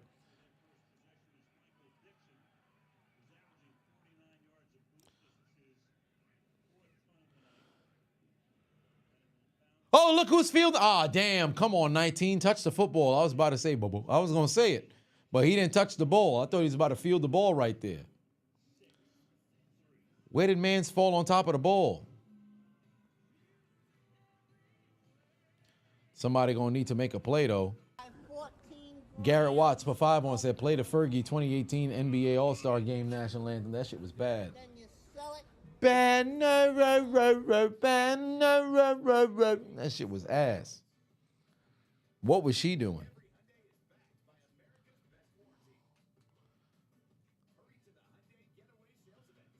Blowjob moment of the year. Who had the biggest? Who had the biggest blowout of this? Well, not blowout, but who had the biggest choker this year? Is it escaping me? Am I live next Saturday? Is there a game on Saturday? What's next Saturday?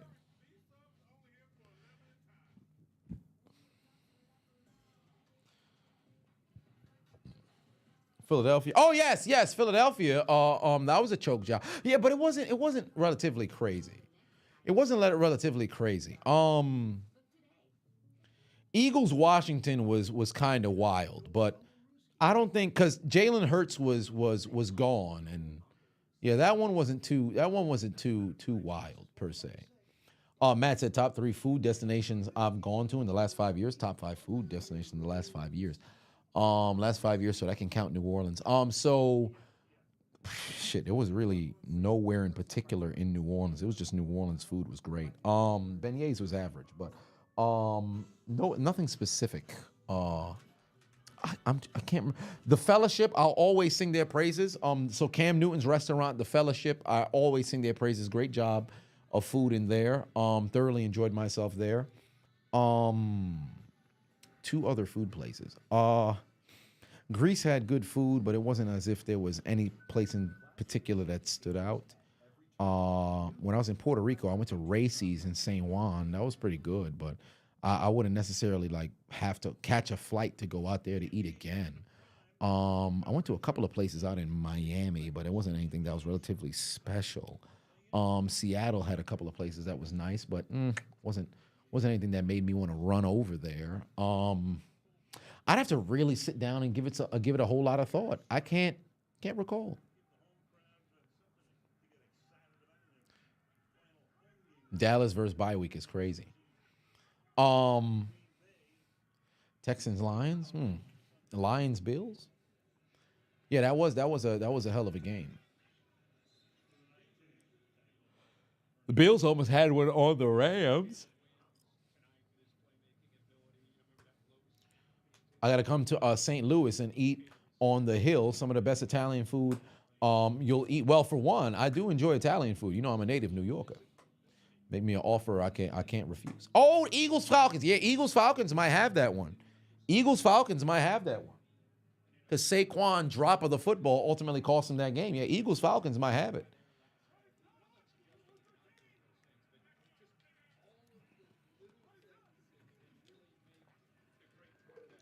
Oh, here we go, Caleb. Get rid of the football. He's going to run.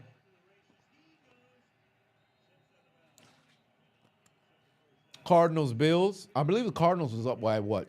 18, 17?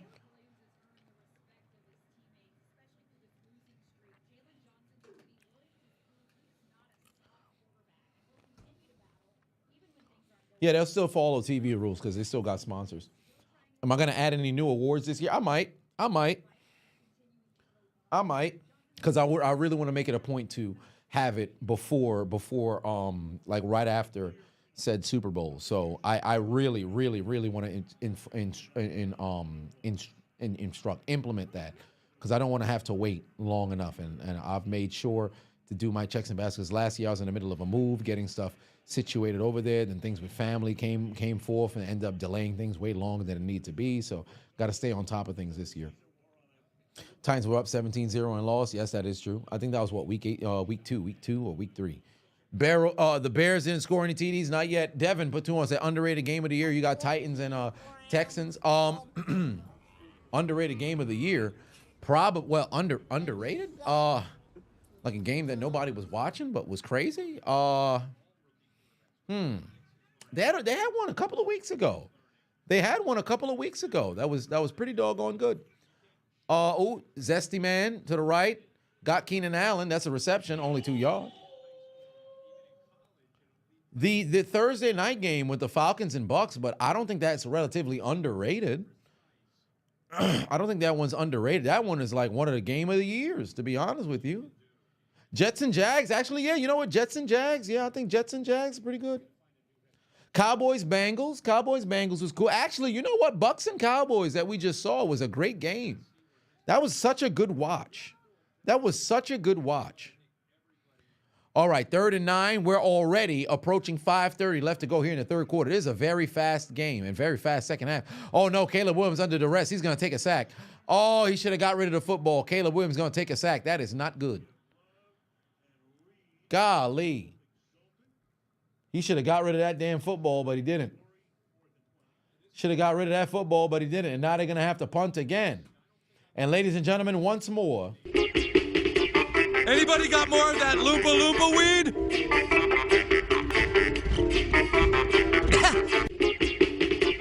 Anybody got more of that Loompa Loompa weed?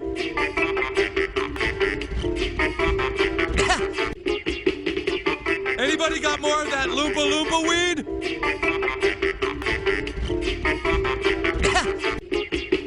Come on now. Listen, if I was Caleb Williams, I would immediately go and grab my firearm, bro, because this offensive line needs to be dealt with, bro. Immediately hit these motherfuckers with a... Pull out the goddamn piece. Pull out the piece. There's only one way, bro. These motherfuckers got to go. You can't let them keep doing this shit to you. You can't keep letting them do this shit to you, bro. This ain't right. This ain't right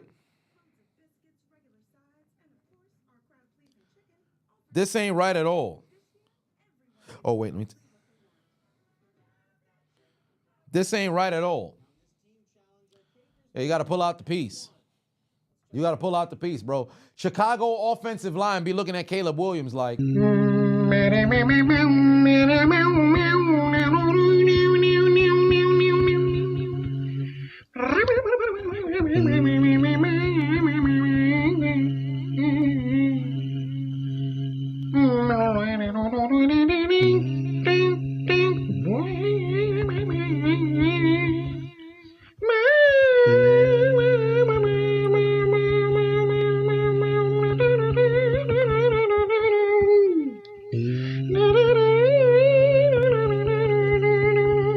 It's bad, bro.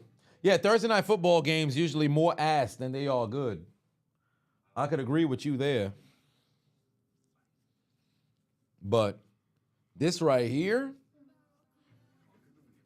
still, this late into the season, Caleb Williams' offensive line refusing to block for him. I hope he got insurance, ass-whipping insurance, and it's about time to collect a deductible. Because this is bad, bro. Caleb Williams be feeling like Rey Mysterio after he got beat up by the Big Show. I know Caleb Williams be in the pocket looking around like, oh! That's exactly what the fuck happening to Caleb Williams right now. That man's getting his ass whipped back there, bro. That man getting his ass whipped, bro. It's a bad situation. That's a bad situation. He getting his ass whipped. Golly. This is bad.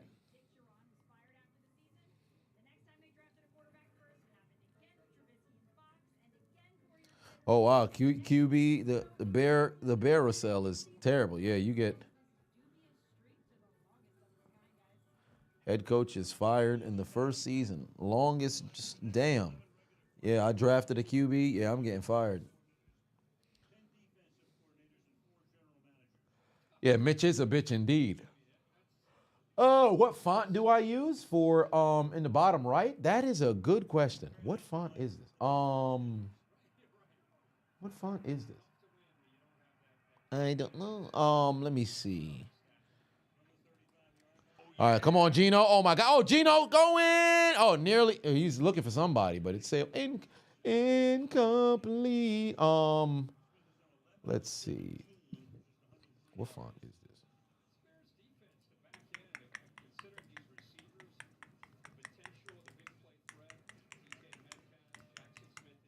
Oh no, that was on a pick among kids. That's where it is. See your 2nd and 10. Charbonnet going nowhere. No offense whatsoever. Raider. This is the Raider. Is it Raider Crusader? Yeah, it's Raider Crusader. That's what it is. Yeah,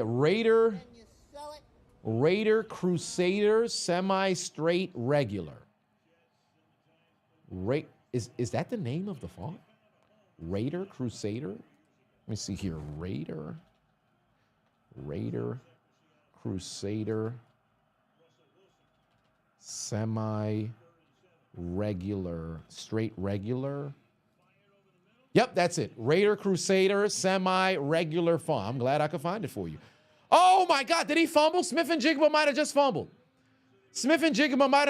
Jay Atlas just became a member. My guy. And Nathan put 2 on and said, hard to believe 1 week left after week 17. Ain't it crazy? Time fucking flying, bro. Time fucking flying. Raider Crusader, mine if you, yeah, go right ahead. It ain't mine. I ain't make it. You don't need my permission.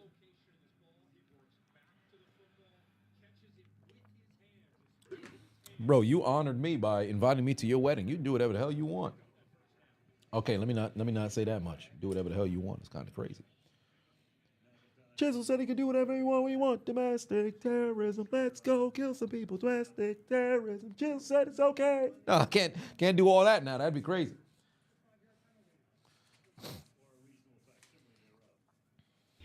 Oh, there's laundry on the field.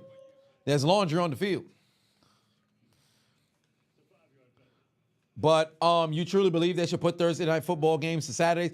Well, you know what? Since the NFL is trying to essentially, for lack of a better term, and I'm gonna put a preemptive pause, but I think it does apply here. The NFL is essentially trying to big dick their way over the remainder of the other sports teams or sports leagues to showcase their supremacy. So since that's the case, to be honest with you, I think they should move Thursday night games to Saturday. I 100% agree with that, because initially the idea was you do it on Thursday because there's no other type of sports league that demands that particular day. But Saturday is for college football, right? But really, if the NFL wants to care about player safety or whatever, I say put it to Saturday. If you really want, because if you're going to take Christmas from the NBA, bro, you might as well just do what the fuck you want. And put it on Saturday, because I don't think the players would be upset about that outside of, not being able to go and play. Oh my God, did they fumble again? Did they fumble again? How the fuck did this man get the football again? Did they?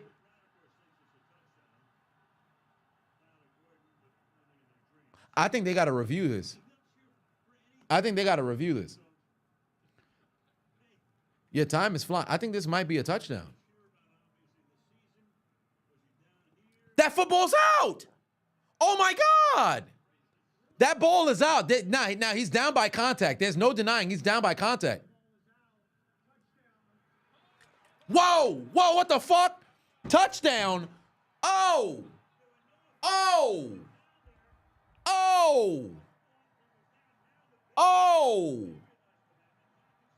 Jesus Christ. Somebody tell Tyler Lockett put his helmet on. Jesus Christ. Bro, you saw that man salute? That son bitch had this shit like this. Bro, what? Homie had a triangle up here. He got a Christmas tree for a hairline. That shit's great. Look at Tyler Lockett head. Look at Tyler Lockett head. Bro, he don't even got the George Jefferson. That son bitch is like a closing cave that he got up there. That shit's terrible. But yo, he was down by contact. This is not going to stand as a touchdown. He's down by contact. But yes, all right, referees made the right call. Referees made the right call, but he's 100% down by contact. He's 100% down by contact.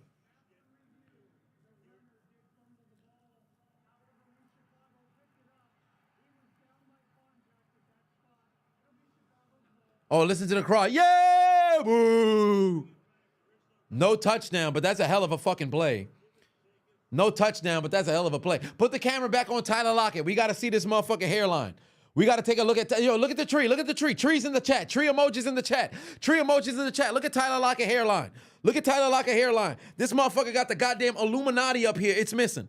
Pulled up to the scene with my ceiling missing. Pulled up to the scene with my ceiling. This whole shit is missing right here. This whole shit is missing right here. Take a look at his head. His head is like this. It's like balding in this area around, but this whole area, the hair don't grow no more. This whole hair area, the hair don't grow no more. This whole area, the hair don't grow no more. You could take an eight. If I had magical powers, I would take the ace off of a playing card and you could stick that son bitch right on his head. It'd fit perfectly. He missing the whole thing up here, bro. He missing the whole thing up here, bro. This shit ain't right. This shit ain't right. Somebody go fix this. You could put a Nintendo 64 cartridge up there. You could put a Nintendo 64 cartridge right here. It'll fit perfectly. It'll fit perfectly. Somebody go get that man some motherfucking Rogaine. Get that man some Bosley. Get that man some motherfucking Restore hair. He's struggling up that motherfucker. Come on now. That's a bad situation. That's a bad situation. Usually if people is balding, then maybe you just got like the side. You got the Terry Bradshaw going on. Just the top is missing. You got a George Jefferson. This man's shit is leaving in a triangular kind of situation. How the fuck you got an acute angle up here missing on the top of your head? That man was watching Fast 7, and when the music came on, we thought it was for Paul Walker. It was really for his hairline. That's fucked up. When I see you again, whoa, whoa. That's what's going on, bro. Get that man a fucking man unit. He need a man unit right now. That's a bad situation, bro. That's a bad situation. This shit fucked up. This shit fucked up. Somebody take him to Domino's. They took a slice of pizza off the top of this man's head. They took a slice of pizza off the top of this man's head. Triangular slice. Yo, you got that pepperoni? I got you right here. What's going on, bro? Somebody help that man.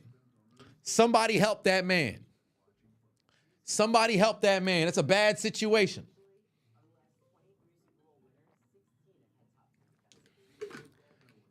That's a bad situation. Motherfucker. The Huger clan was outside. Ned just said 8 trigrams rotation. Somebody said, did you say try? That shit took out the top of his head. He got the pyramids up here. He's an Egyptian. Son went to go see Gladiator. Shit wasn't right, fam. That's a bad situation. Somebody get that man some hair. Expeditiously. Sergeant Put 5 said his hairline is running from his eyebrows. In the commentary, put the Illuminati triangle over Lockett's hairline. It's bad. Sergeant Put 2 said got the goddamn Triforce ass hairline. He got the Millennium Puzzle up there. 14 grams.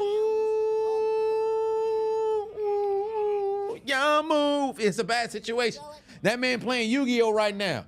Motherfucking Millennium Puzzle is on the top of his head. It's missing. Ryan Put 2 on and said if he had an H on his head, Kobe would have survived. God damn. Distraught Put 2 and said put a little Caesar slice of pizza. That's what it looked like right now. Thomas Put 5 on said summon Dr. Umar. Cut the damn hair. I got the clippers right here. Dr. Umar will come to your house and cut your hair. Somebody help that man expeditiously. What's wrong with him? What's wrong with him? Oh, that's some fucked up shit. We going to hell. Oh, shit. Golly, Millennium Puzzle hanging off the top of Tyler Lockett's head. Shit. Black Dunn said he got the Dorito chips up there. It should have been me, not him. It's not fair. That's what Tyler Lockett said when he saw Deion Sanders pull up with hair. Shit, Keenan Allen needed too. We already know what Keenan Allen head looked like. She's bald. He's bald, Jerry. You already know what Keenan Allen hair looked like. You already know what his hair looked like. She's bald. She's bald, Jerry. One more play before the end of the quarter. 14 grams. What is he? But 2 said, go Bears. Can we win a game? Shit, I sure hope so. Damn, here comes the pressure. And this man, Caleb Williams, took another sack. Caleb Williams took another sack. Oh, my Lord. This man is on the ground saying to himself,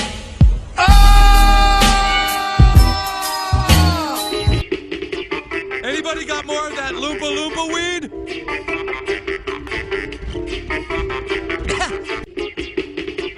Anybody got more of that Loompa Loompa weed?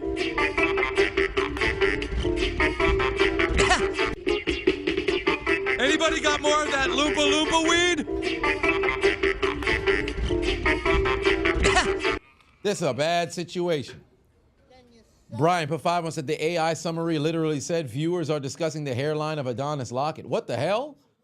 AI summary? What the hell is that about? There's an AI summary out here? That's crazy. Somebody tell the AI summary. Child ass is up out of here. But fourth quarter is upon us. Fourth quarter is upon us. I'll be damned. Who knew they had an AI chat? I never knew that.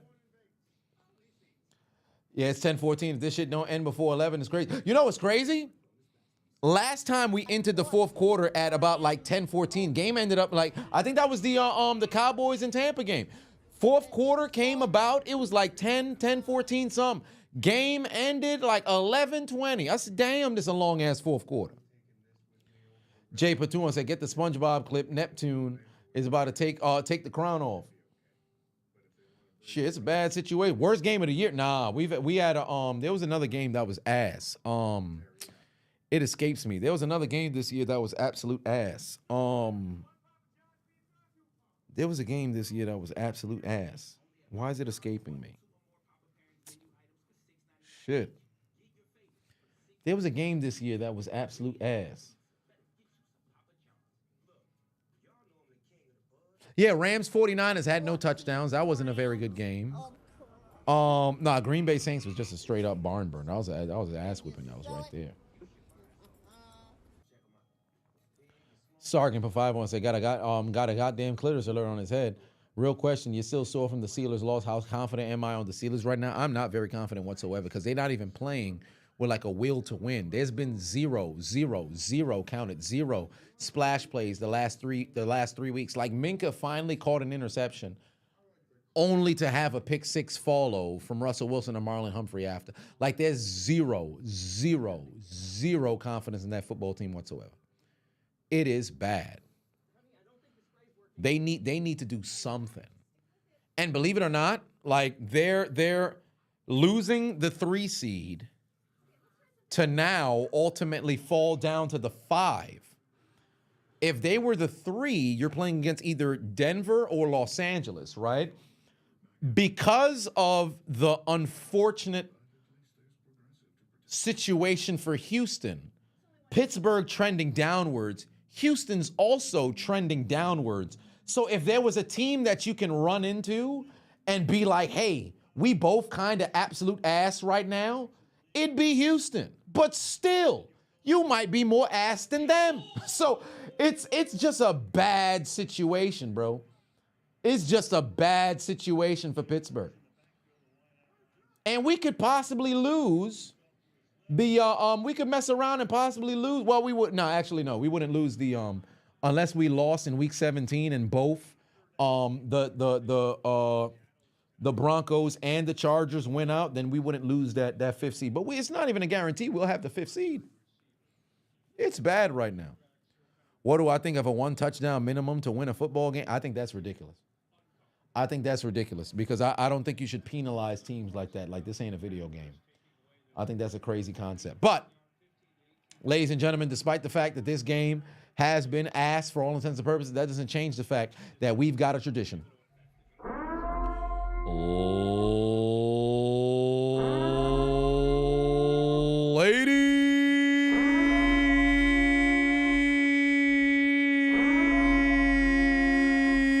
Ladies and gentlemen, we have arrived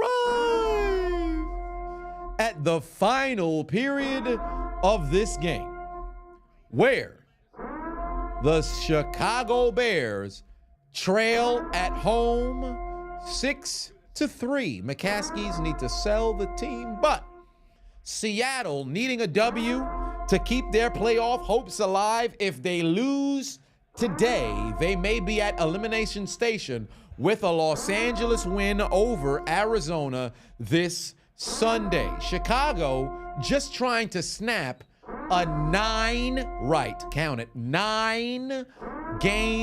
losing streak. Who is going to come out on top, ladies and gentlemen? Chicago Bears, Seattle Seahawks, in an absolute stinker. Ladies and gentlemen, I invite you to the 4th 14 grams. quarter.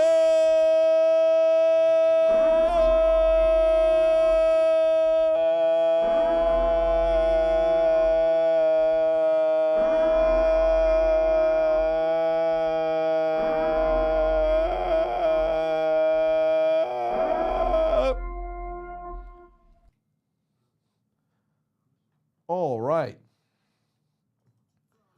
4th quarter, 800, 588, 2300 Empire. Is Cole Kmet playing? Is Cole Kmet even playing?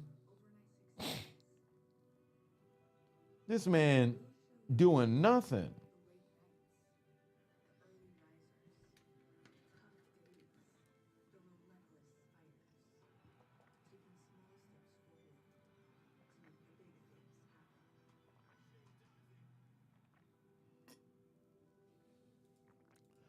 Cole Kmet don't even got a motherfucking target. I'm cooked, bro. I'm cooked. There will be no money for me. There will be no money for me. Rams Cardinals is on Saturday. Oh, wow. There's 3 games on Saturday? There's 3 games on Saturday. Jesus, this is going to make, well, yeah, this should make recording the commentary on Sunday that much easier. All of these games. This is a very bizarre schedule for this week. Huh. 3 games Saturday. I am here Saturday? Yes, I am. Is there something on the 28th that I have to be at? I don't think so.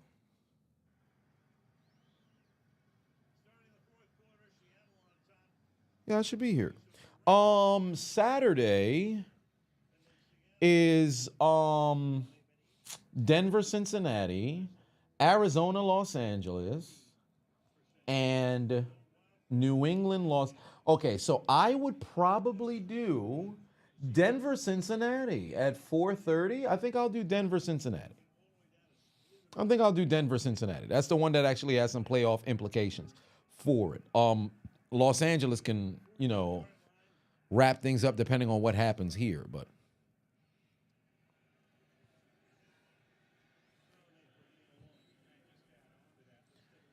interesting. Yeah, so this should make the recording that much easier. I gotta do the recording for all of the games that happened yesterday and today tomorrow, so that when Saturday comes around, or I should say Sunday. Sunday. Once I come back, I should immediately be able to start recording for that, so it becomes that much easier.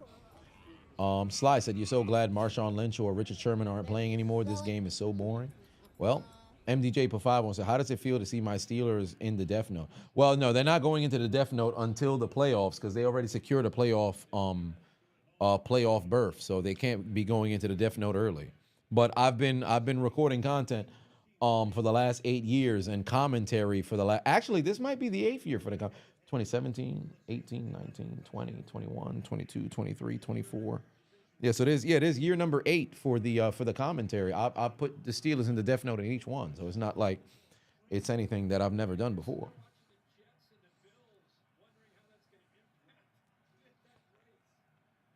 Sway said, "And now go Chargers, go."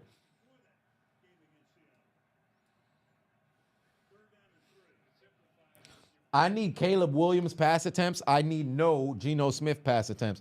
So let's see if we can get ourselves a sack here. Oh, they're going to run the football. Get him in the backfield. Beautiful. Yeah, this is going to be a fast game. We're up to 10:23. We're already approaching. This is going to be under 12 minutes.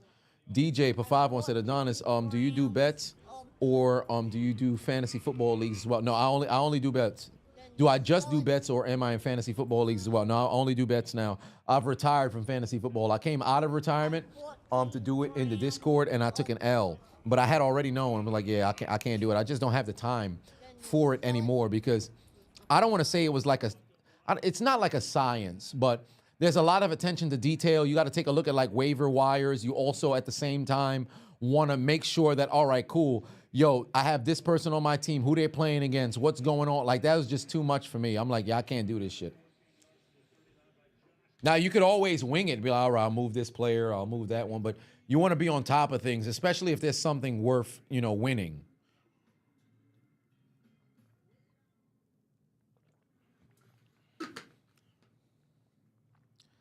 Oh, this is definitely getting the who gives a fuck filter for sure. Outside of just a bunch of defensive sacks on Caleb Williams, there's nothing else that's really going on in this game worth giving a damn about.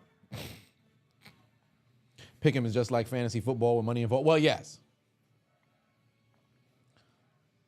But I think that one is a little bit more, I don't have that full commitment of certain, like your strict team year for the entirety of the season.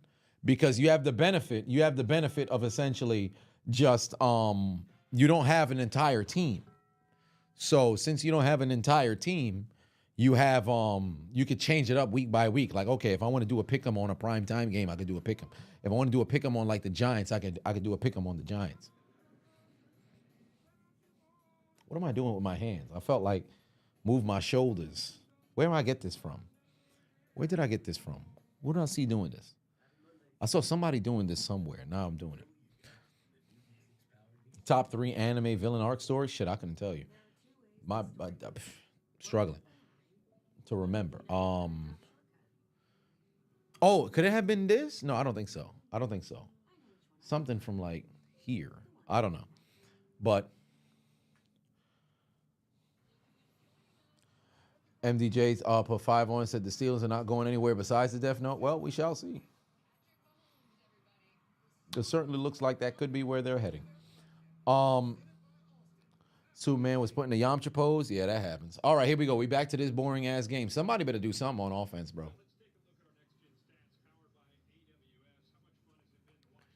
Somebody better do something on offense, bro. Like this is ass. Like it's one thing to have a low scoring game. It's another thing when it's like this legitimately is not worth watching. Break out the Cupid shuffle. It's crazy. Shit. Should Justin Fields be the Steelers franchise QB? He could develop into an elite dual threat QB. Some Steelers fans would have wanted to trade Lamar Jackson a few years ago if he was drafted by the Steelers. Well, yes, because there's a lot of fans that are very stupid. To be honest with you, some people just expect to win every single week. And furthermore, expect like no mistakes. You could always expect some mistakes here and there. It just it matters on how it happens or whatever the case may be. And I think Fields can be very dynamic, but I think he has to be able to improve on that passing, game. But give it time if you have the right sort of coaching.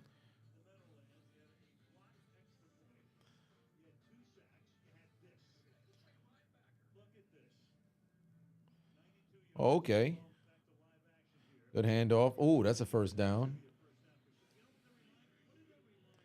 Man got blasted. Do I think the Packers are going to give the Vikings their third loss? I think it's going to be a very competitive game. Just for the storyline, I want Minnesota to win so that Week 18 is legitimately a playoff game before the playoffs. The Steelers are one decent O-line away from being legitimate contenders. Well, we'll have to see because it's always been one thing away for like the last 10 years. So how much longer can you be one thing away until you're finally there? 3rd and 1, they get the first down. Excuse me. Not going to lie, the college games today were more entertaining than this. Oh, well, there you go. There's some positive Steeler highlights. They're showing the James Harrison return for the touchdown. Man, that was a hell of a game to watch, bro. I could go back and watch that game right now. That shit was sensational. That was such a good watch. Do I think that didn't you ask me this before? Do I think that Derrick Henry breaks Barry's record of 1,500-yard seasons an all-time, and where does he rank in my list of top running backs all time? Well, for one, I'll tell you this much. Derrick Henry, he's outside of my top 10. He would be in that 15, but he's outside of my top 10. But do I think that he'll break Barry Sanders' record of the most 1,500-yard seasons? Statistically, the answer would be no, because he turns 30 in, February? So he would essentially have to get 2 more 1,500-yard seasons, because right now he's got 4, Barry's got 5. So he would have to tie Barry and then break Barry's record. But he's on the right team to do it, because if there's a team, no team runs the football like Baltimore. In a 7-year span, there's been no franchise that's ran for more yards in that time frame ever in history. So he's on the right team to do it. So I don't want to bet against him, but it's possible. I would just say it's not probable. But hey, he could prove me wrong, because I said he wouldn't go over 1,000 this year, and damn it, he's second in the league in rushing, and he could possibly. Last night he ran for what? 130? How much yards did Derrick Henry run for last night? He ran for 147. So last week of the season, they've got the Browns.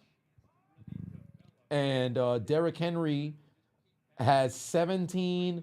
He would need 217 yards to break 2,000. And believe it or not, it's doable. It's doable. And down goes Caleb Williams again. Jesus Christ, bro. He only had 73 yards against the Browns before, but I was only on 11 carries, and they lost. I'd say feed Henry to see if he can get it, because he needed, 200-something to get to 2,000 against Houston in 2017 or 2019, and he got it. Caleb Williams taken down on a sack again, so you know exactly What that means, we got to sound the music once again. Anybody got more of that Loompa Loompa weed?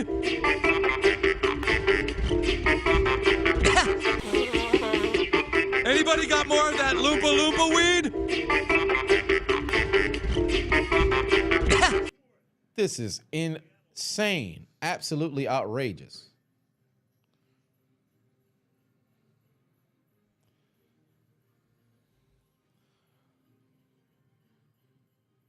It's a bad watch, bro.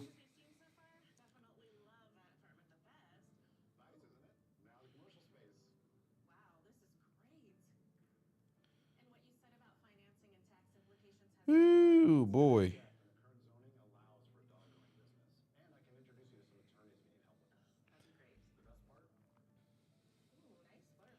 Why am I fading into the black? I fade away and classify myself as obsolete. That's what needs to happen here.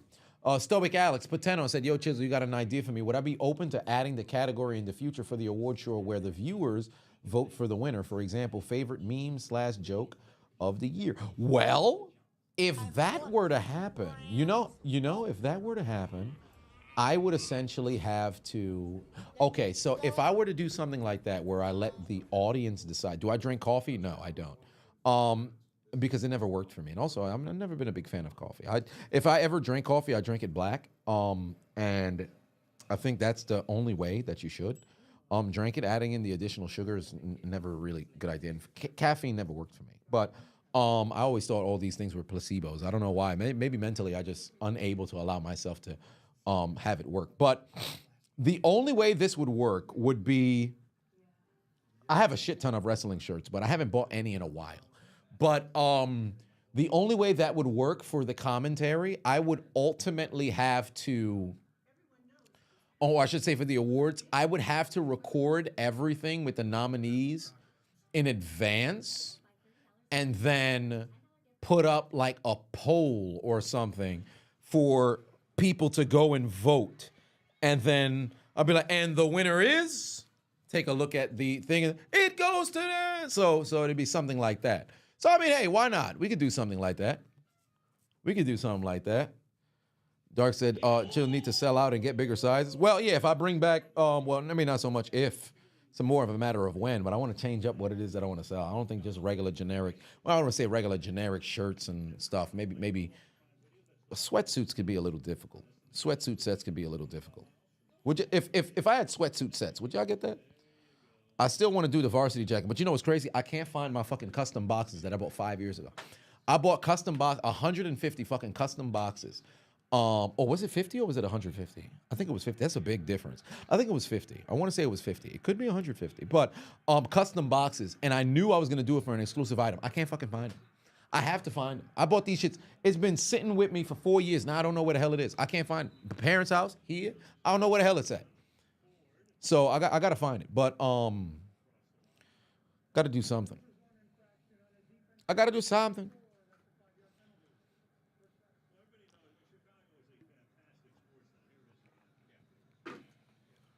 Oh, Big Bud jumped off sides. Mohammed Patouan said, could I review my preseason prediction? Yes. When the postseason comes, that's when I'm going to do that video and say, let's take a look at what I initially predicted, just to see where it would go. I want to do it right before the postseason. All right, here we go. 8 minutes left to go here. Gino caught. DK Metcalf first down, now to the 40.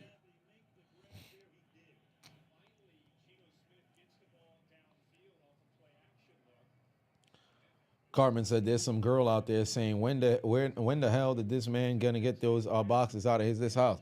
Shit, I hope there ain't nobody who's saying that. I hope nobody saying that. Nobody. Oh yeah, that's a catch by DK. Refs want this game over themselves. Indeed they do. And funny enough, with the way this game is going, for Seattle, all they really need is a field goal. There's another run. Charbonnet ain't going nowhere. This is going to take the clock under 7 minutes. Snorf said, as a Steeler fan myself, how absolutely fucked are your Browns for the future? Well, in the near future, things do not look very favorable because Myles Garrett signed that contract, was it 2 years ago? He signed that 5-year, $100 million deal.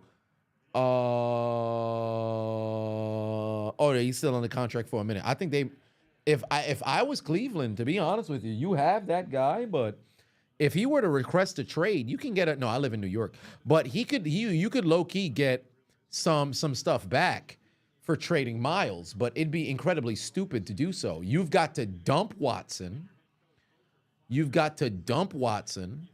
And then ultimately, you should have never let Baker go, but you got to dump Watson, find your quarterback. Ward is also incredibly good as well, but what do you do? You have a end who's amongst the best in the league, a corner who's amongst the best in the league, but your offense is god-awful. Nick Chubb's not the same since the injury. Granted, he just came back, so next year you'll actually have a full season. What are you going to do? 3rd and 6, the Bears defense gets a stop again. Sign Darnold. I think they should probably it all depends. It all depends. But they're cooked. Or I should say their ass. Dingleberg says, do you ever poop your pants on purpose? Well, no. I think that's crazy. Snorf said, you actually hope they don't trade Myles. Easily your favorite dude on the squad. And also thank you for saying that about Baker. We got rid of him too soon. Dude was hurt his final season with us and acted like he sucked. And you know what's crazy? The fact that he won y'all a playoff game against Pittsburgh should have been more than enough of a reason to keep him around, to stick it out. Because you don't just get rid of a playoff winning quarterback like that. Because he was literally the heart and soul of that damn squad alongside Myles and company. Because that man was fucking playing great fucking football, fam. In a rap battle, Sexy Red or Glorilla, I think they both ass. But maybe not both ass. Sexy Red, I dislike everything about it. Glorilla would win that one. My pick'em is pretty much my pick'em is pretty much cooked because well, not necessarily, because I think I still have an opening here if my only chance of succeeding, because now that the Bears essentially, how much time is left? 5 minutes? 5:12 is on the clock. I would need Caleb Williams to throw the ball 13 times. So I would need an incredibly lengthy drive that's filled with all kinds of passing. And maybe if this goes into overtime, but who the fuck wants to watch overtime here? I still need Cole Kmet. Ironically enough, I'm still in good standing here, but Witherspoon is about to screw me over. So right now, I am good,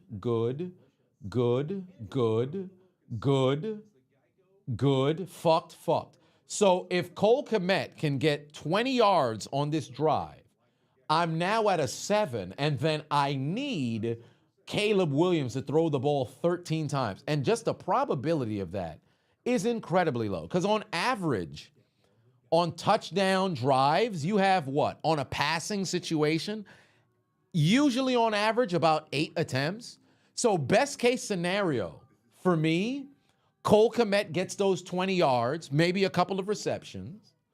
Caleb Williams completes like 8 of completes 7 or 6 of 8 on the drive that ultimately results in a field goal, go to overtime, and then in overtime, Caleb Williams gets me my passing attempt. But then the more the attempts, the higher the probability of Witherspoon costing me.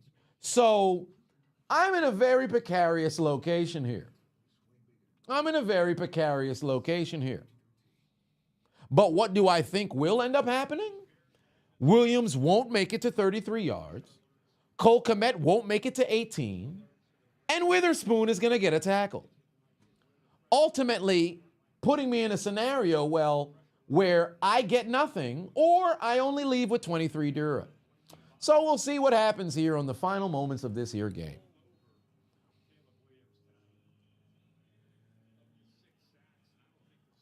Jesus Christ. 66 times Caleb Williams been sacked here today.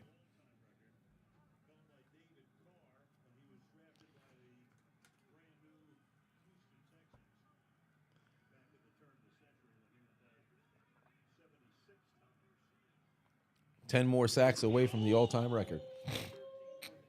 Oh, Caleb's going to run instead of throw. Now, granted, they're backed up inside their own 20. So since that's the case, there's a possibility here that I can see. Oh, damn, Caleb Williams went out of bounds at the worst time. Son stepped out of bounds, but it was over the 5-minute mark, so then the clock is still going to run. He went out of bounds post the 5-minute mark, so the clock is still going to run. Damn.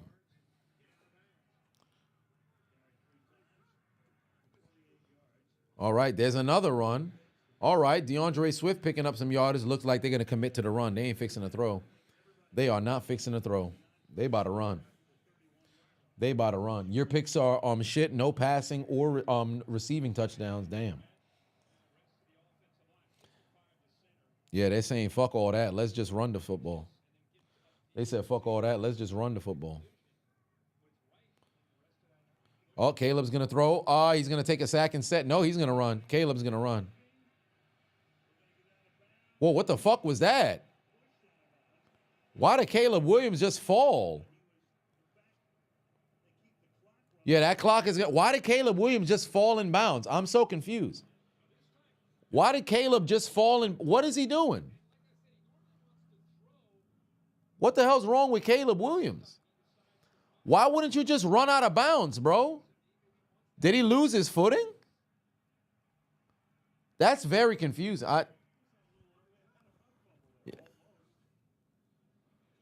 Oh, Keenan Allen gets tackled. Yup, and he's in bounds. Third down now. Golly. Can I imagine if the Eagles would have kept Swift and had Barkley? Well, I mean, nah, it wouldn't have worked because although a lot of places you have that cool 1-2 punch change of pace, Barkley's a 3-down back. So you don't even really get that opportunity. Like the only time in which that 2-back system really works is when you have, a scenario where both backs actually really go and get work, where you have a very dynamic 3rd-down back who could also be a change of pace back after, the main back gets a good amounts of yardage. That's where things can get scary. Hence why I like what we're seeing in Detroit, where you have they better go for it on 4th down. I don't understand why you wouldn't. But you want to be in a scenario where you have a change of pace where David Montgomery's the starter, but he'll go and get you 17. He can go and get you 8. You bring in Jahmyr Gibbs. Now he'll go and get you 10. He'll go and get you 7. Now if you're a defense, you're like, Jesus Christ, we can't catch a break. But a situation where Barkley, where he's just a full 3-down back at all times, DeAndre Swift wouldn't get no work. Because you actually do yourself a disservice by taking the other guy off the field. David Montgomery's a cool back, but he's not a better receiving back than Jahmyr Gibbs. I can't sit over here and say that Saquon's already the better rusher than Swift. Am I going to say Swift is a better pass catcher than Barkley? He's not. So, granted, Barkley's 2 drops cost him 2 games, but that's neither here nor there.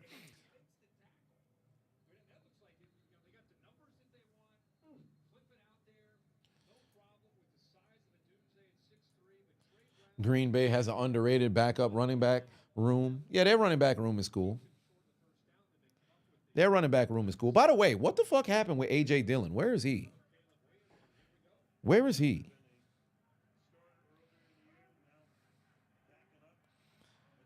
Is he hurt? He's gone for the whole year, right? It's a neck. Is it a neck injury? Is it a back injury? Because he got hurt before the year. Is there any timetable on his return? Oh my God. Oh my God. False start. Are you serious? Are you serious? A false start on Chicago on 4th and 1. Are you guys insane? This is why you've lost 9 straight. Oh, it's a neck injury. Well, there it is. This is why you've lost 9 straight. This is absolutely insane. This is absolutely insane.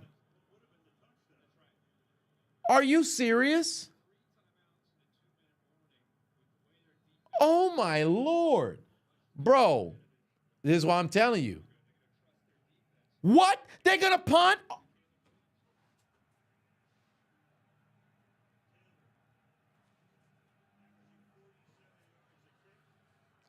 Yeah, they sell the team. Sell the team. Sell the team. Listen, Seattle has only mustered up 6 points.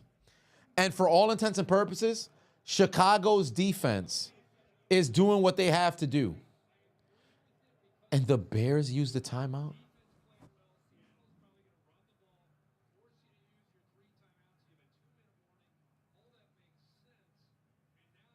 What are they doing, bro?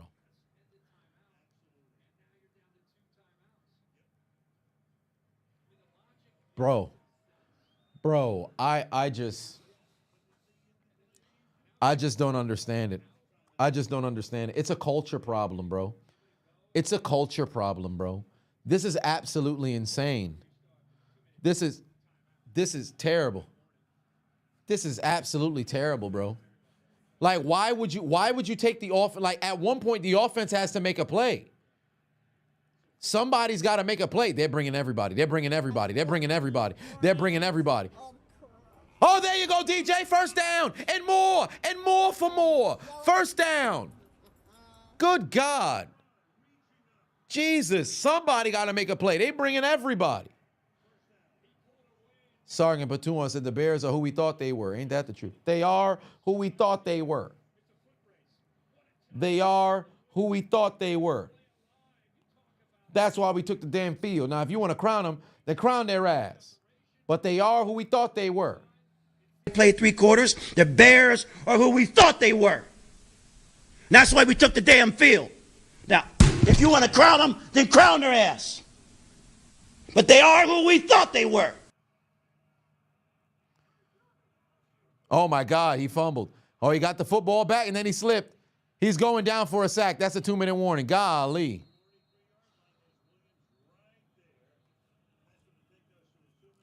That's another sack. That's another sack. Anybody got more of that Loompa Loompa weed?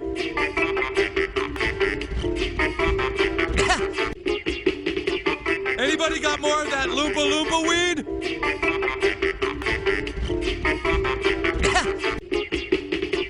Anybody got more of that Loompa Loompa weed? Yo, you saw that? You saw that Bears fan at the Bear play at the end? Yo, you saw that? You saw that? We got a clip. 2-minute warning. I'm about to get all of that shit inside the commentary. I got all that shit in the commentary. It's a wrap. It's a wrap. Oh my Lord. The Bears just so terrible, bro.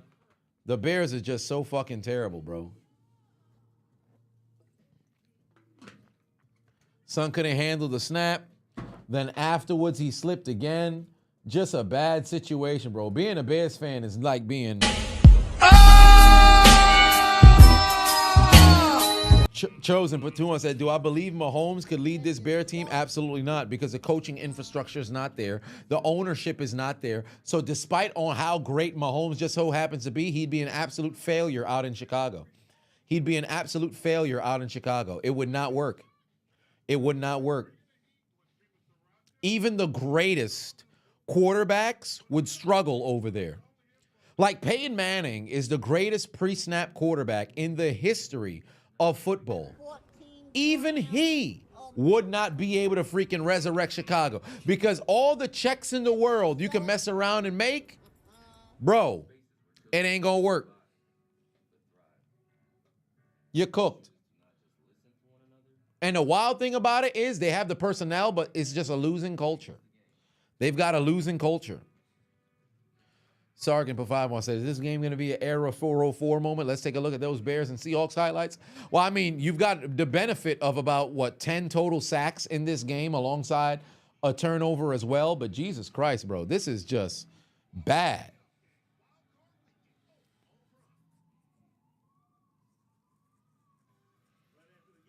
Just bad. Jay Pateno said the Bears front office during the offseason was getting all these weapons for Caleb, but they really should have been focused on the O-line because it's god-awful. Holy shit. Yes, indeed. It's terrible, bro. 67 total sacks. Like, I don't know if they accounted for the sacks tonight because he had 66 sacks, but Is this now a total of 67? Let me see here if this 60 times. Yeah, so they counted 67 times he got sacked.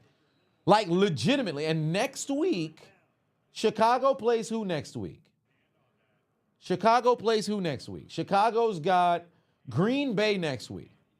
When they played against Green Bay earlier, how many times? They lost by 1. How many times did Caleb Williams get sacked? 3 times. Could he end up being the most sacked quarterback in the history of the game? It's a possibility. It's a possibility. This is insanity. Absolute insanity.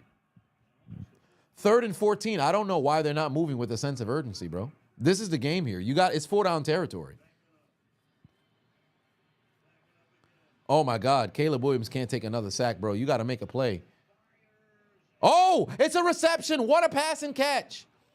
Oh, fuck. Roma Dunze got the catch. Oh, yeah, it's not enough. That's not enough for a crazy reception. But yeah, he got sacked again.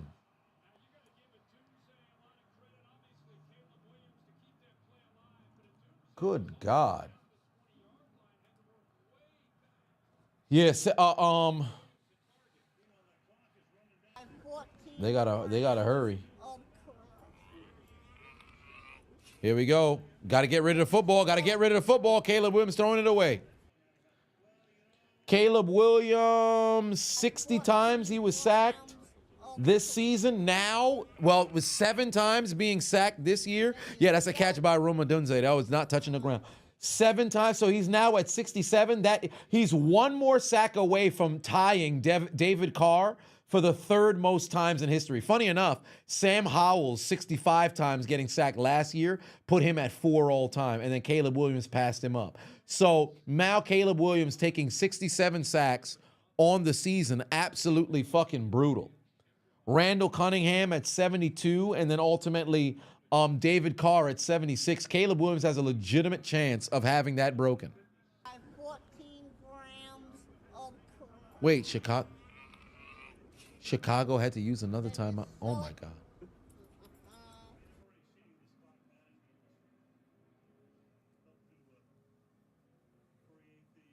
Oh my God. Oh my God. I can't. I fucking can't. I can't. I just don't understand it. Elijah Patuan said, what if this goes to overtime? I hope not. Dominique Patuan said, do I think he could crack 80 sacks? Not on the season because there's only 1 game remaining. Brian Pafibon said, the Bears are burning so much time. They haven't learned a damn thing from Thanksgiving. They have not. This is terrible. Different coach, same fucking problem, bro. These dudes are idiots. These dudes are legitimate idiots. I'm so confused.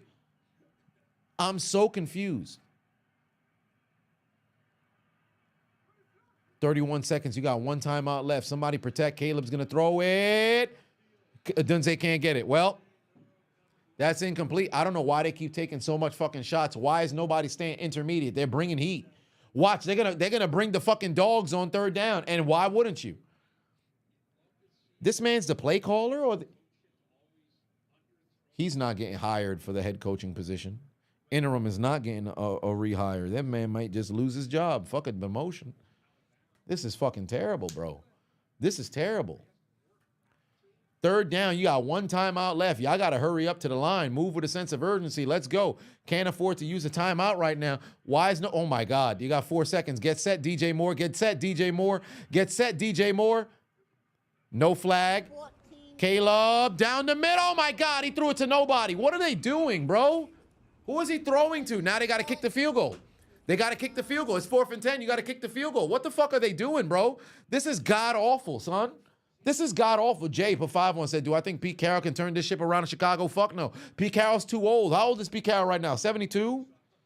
How old is Pete Carroll? 72? 73? He's 73. Bro, Pete Carroll can't turn this around. He too fucking old. He gonna die on the sideline trying to fix this shit. Send out the field goal unit. Oh, my God. 10 seconds. Yo, they're not running a play. There's no way. Kick a 57-yard field goal with Carlos Santos. This is insanity. They're going to call timeout.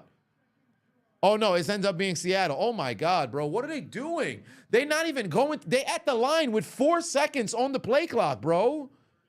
They're at the line with 4 seconds. This man don't have a play at all. Yo, what the hell? Just kick the freaking field goal. I don't understand. I don't understand. Kick the fucking field goal, bro. Just kick the field goal. Offense has zero level of cohesiveness. Just kick the fucking field goal, bro. Attempt the field goal, bro. I can't. 14 grams of crap. I can't. Nathan Batum said, if this fails, time to crash out again on the Bears. They're going to go for it. 4th and 10, and Caleb Williams, under duress, throws up a fucking knuckleball. Pass intercepted. That's it. Woolen picks it off. Game done. Woolen picks it off. Game done.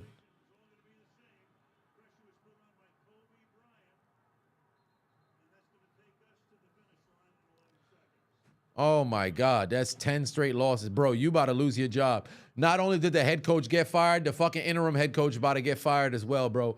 This shit is fucking terrible. Are y'all even a real football team? Are y'all even a real football team? Motherfucking 6-3. Oh, my God, bro. Y'all are so fucking ass. It's not even funny.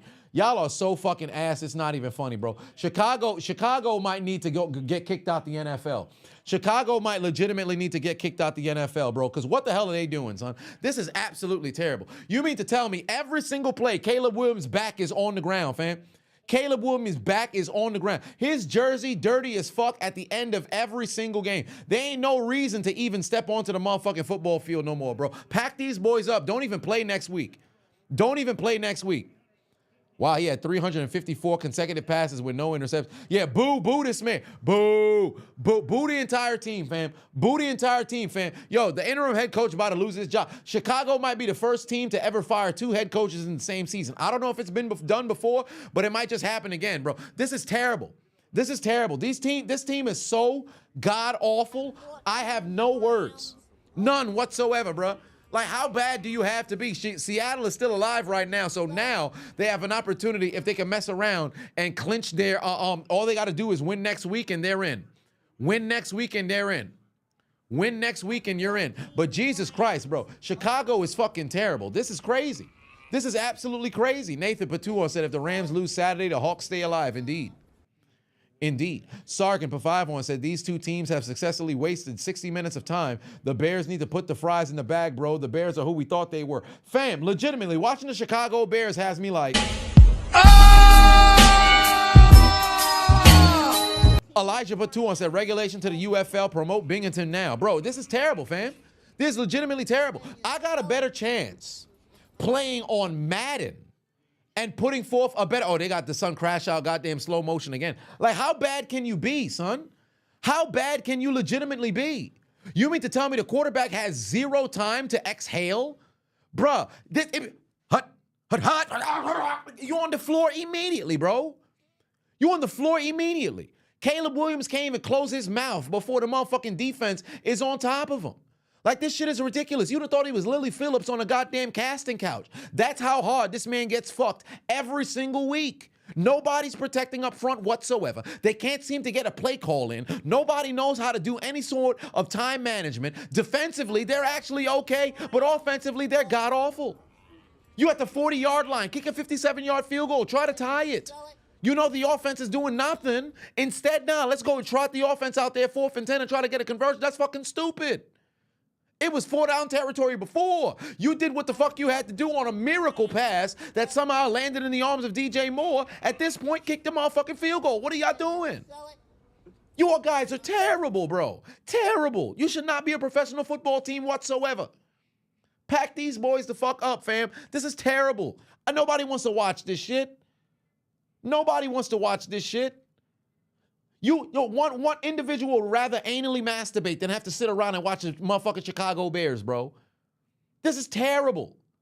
They are so god-awful. I have no words for this football team, bro. I have no words whatsoever for this football team, bro. Like, legitimately, they should have no primetime games moving forward. I don't care how historic and a cornerstone franchise Chicago just so happens to be for the NFL. This is terrible, bro. Nobody wants to watch this shit. Who's inviting their friends over to watch the Bears? Nobody. Unless you're a Bears fan. And even still, there's a level of embarrassment.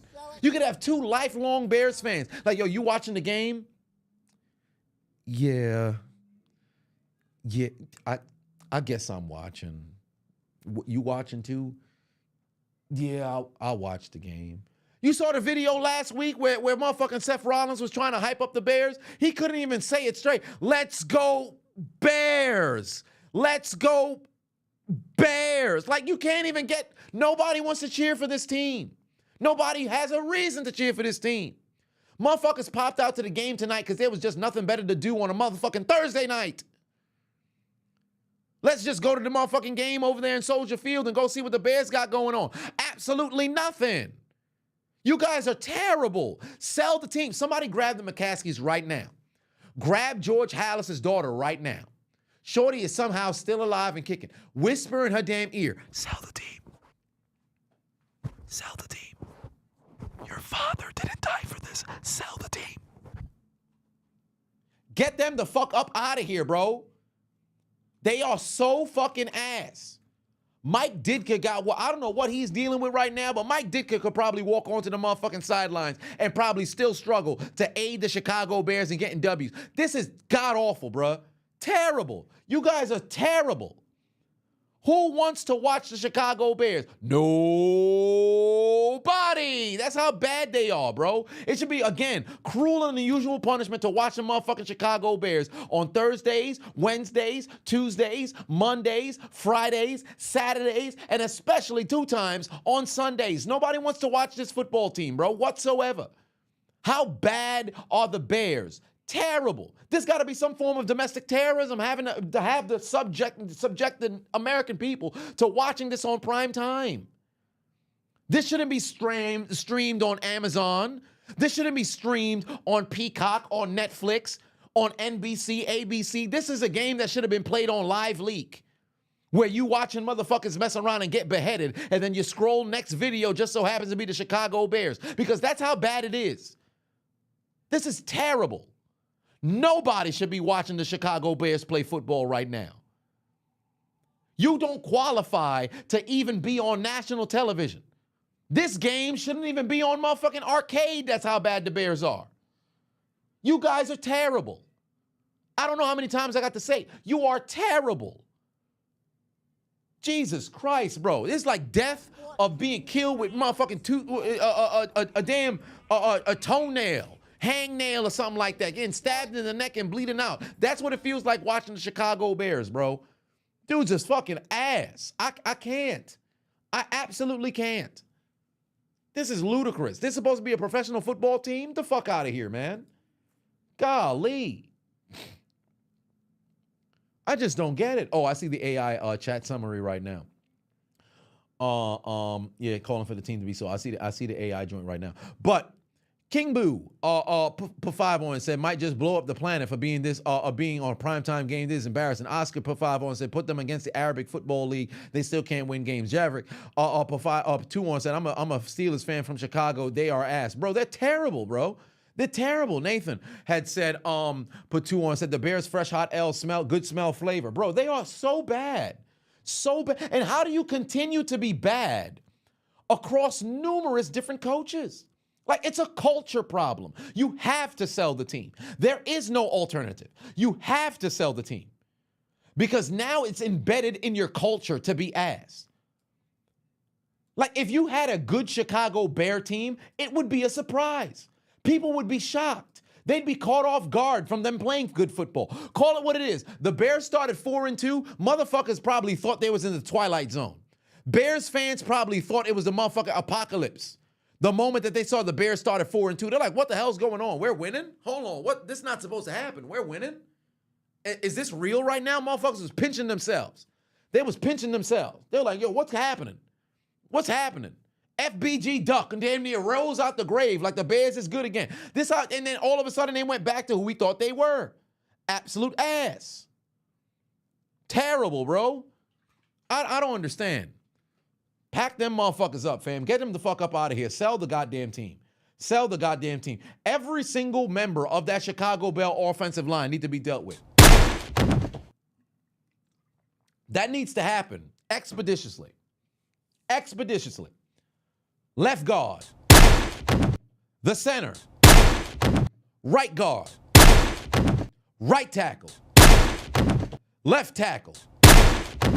Offensive line coach. Head coach. Quarterback. Wide receiver. Tight end. Wide receiver.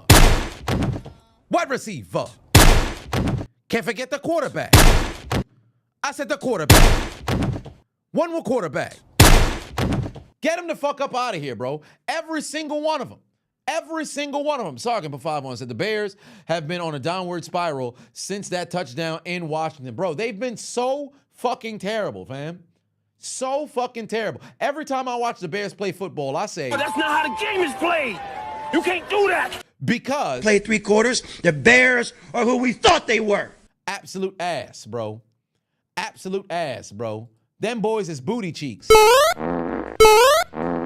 you can't take that abuse. That's what they are, bro. Straight up booty cheeks every single week.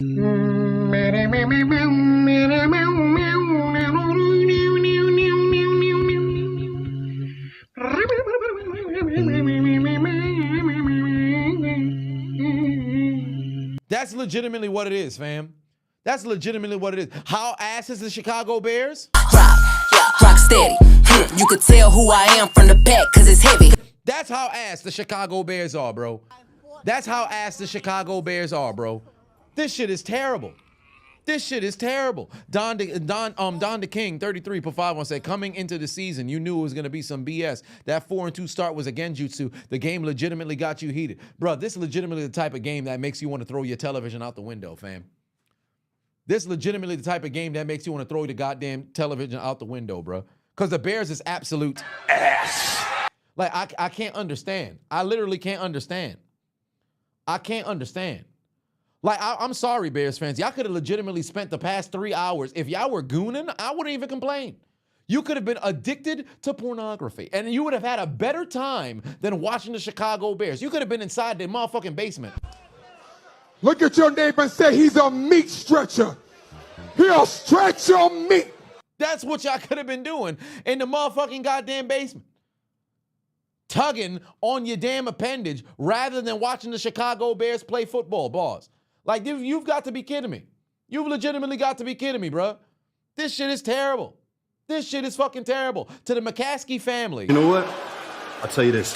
Just put the fries in the bag, bro. You washed. Because for the 10th consecutive game, you'd have to take out your Metro card and get aboard the L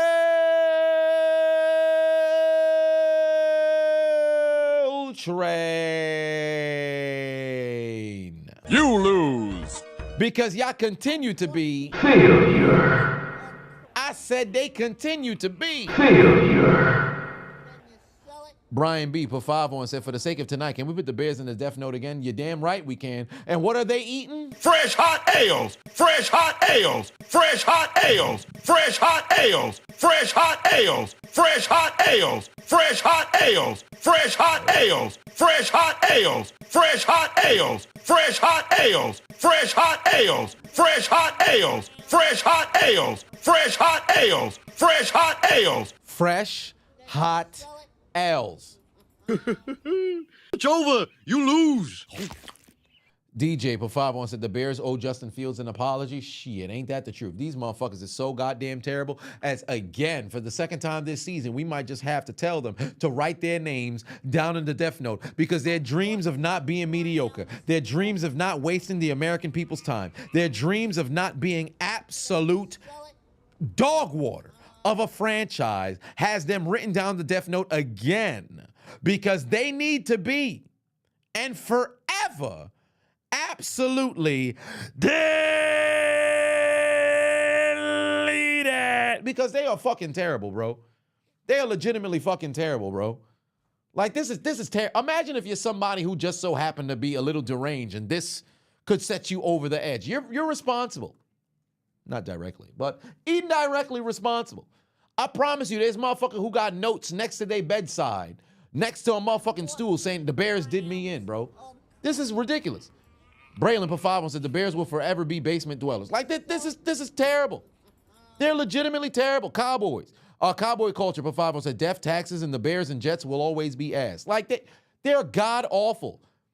DR put 2 on said Seattle couldn't even score a TD against the Bears. And what's crazy is they didn't need to score a TD against the Bears. We can look at Seattle like, how the fuck didn't you score a touchdown against Chicago? But you didn't even need one. Imagine winning 6-3 and Chicago can barely even get past the 40-yard line, bruh. Could barely get past the 40-yard line. Nathan's going to sleep. Put 2 on said, good night, everybody. Go Hawks. Congratulations on the W. But oh my God, the Bears suck, bro. Literally staring at McCaskey and the family. Is a no good, lousy son of a bitch. That's exactly what he is. But he's a no good bastard for what he did, and he ought to burn in hell for it. Being a Bears fan must have y'all like, what's wrong, okay? When I came down,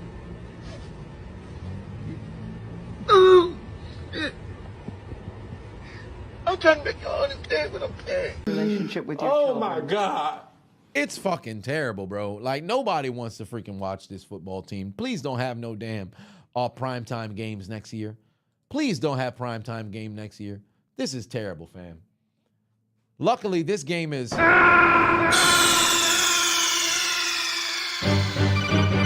are you okay?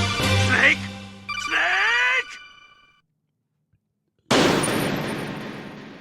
And we don't have to subject ourselves to this bullshit no more, man. This is god-awful, bro. Everybody in Chicago, put your motherfucking head back down if you happen to be a Bears fan. And if you happen to be on the franchise, do me a favor right now. Go to the bathroom, look yourself in the mirror, and slap what you see. Slap what you see. And again, same shit that I said to the Pittsburgh Steelers is the same shit I'm going to say to the Chicago Bears. Y'all don't deserve to shower, especially that offensive line. Y'all don't deserve to shower. Y'all motherfuckers need to stay stink. Go back to your family stink. Go around your friends stink. Be around your coworkers stink. Don't even leave the motherfucking facility. You stay over there until next week. Are the Bears playing at home for the final game of the season?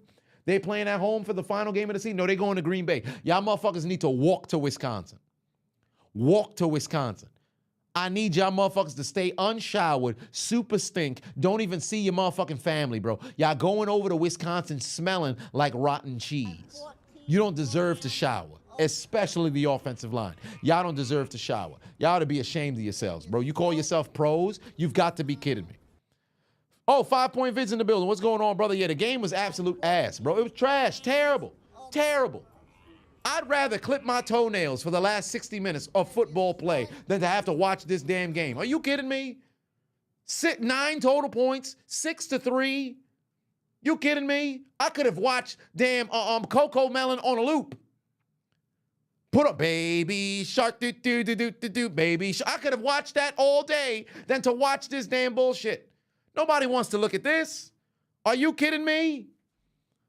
We could have put on, you know, America's Home Funniest Videos. That'd have been way better than watching the Chicago Bears versus the damn Seattle Seahawks. Thank to God it was on Amazon Prime. I promise you right now, people are boycotting Amazon because they put this game on. People are canceling their Prime membership. They said, we don't want our packages in 2 days. We will take shipping for over a week than to have to watch the Chicago Bears on prime time ever again.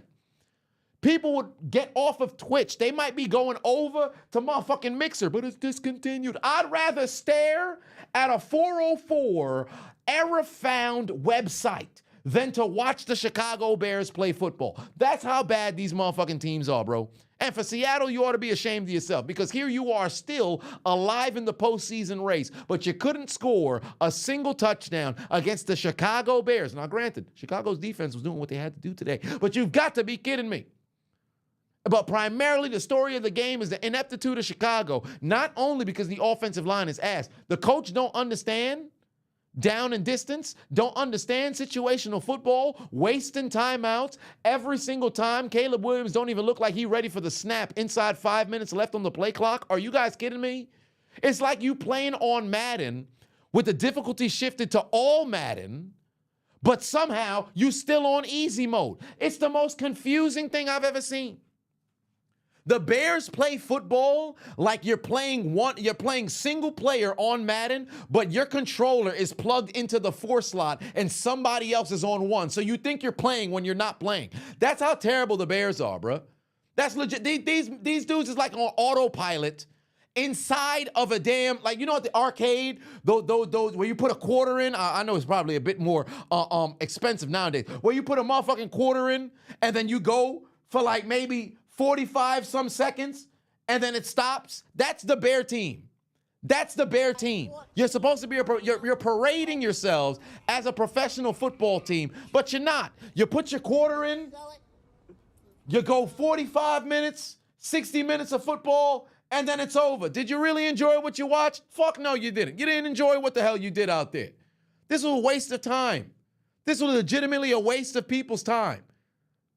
Sell the team. Get them the hell up out of here, man. Get them the hell up out of here. Get recircumcised and watch the Bears. I mean, shit, that actually sounds like a better time than this here. Like, legitimate. The Bears are terrible.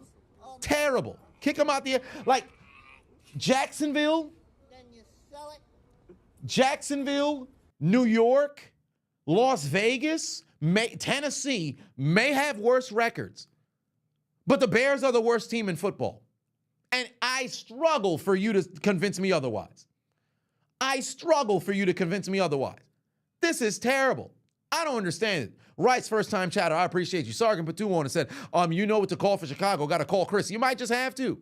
You might just have to. The Rootster put 5 on said, usually as a Packers fan, I enjoy the Bears' downfall, but this is downright embarrassing. Ain't that the truth? It's terrible to watch. Nathan put another 2 on it before you departed. Said, by the way, thank God it's the last Thursday night football game of the year. Could you imagine this is the last Thursday night football game of the year? You don't got to imagine. It's a reality.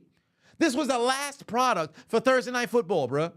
Cancel Thursday night. Put it on Saturday. Let them compete with the damn NCAA and let Roger Goodell get worked by the damn board or something of that nature. They're going to end up calling the damn mafia. Somebody going to come out. Looks like somebody's. They're going to walk around. It's going to be a gang of Tom Brokers. That's a Family Guy reference. Looks like someone's a little lost. And then Roger Goodell's going to mess around and pop up with a damn air cast on his leg. It's going to be a bad situation.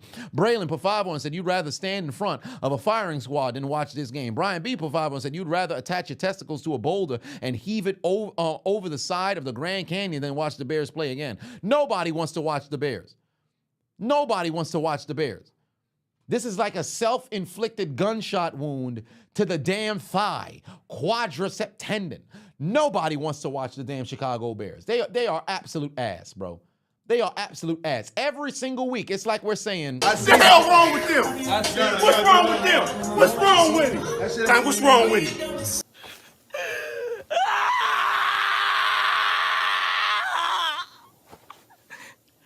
Can't do it. Can't do it. Absolutely can't do it. I'm going to sleep. I'm going to sleep. I am going to sleep. Nobody wants to watch the goddamn Bears. I feel like I may be caught in a damn hurricane watching the Bears. After watching that game, I feel like, Yo! What the fuck? Yo! I'm just trying to work, son. Can I go? Yo, what is this? Boy, extreme bitch. Ah, shit. Shut up.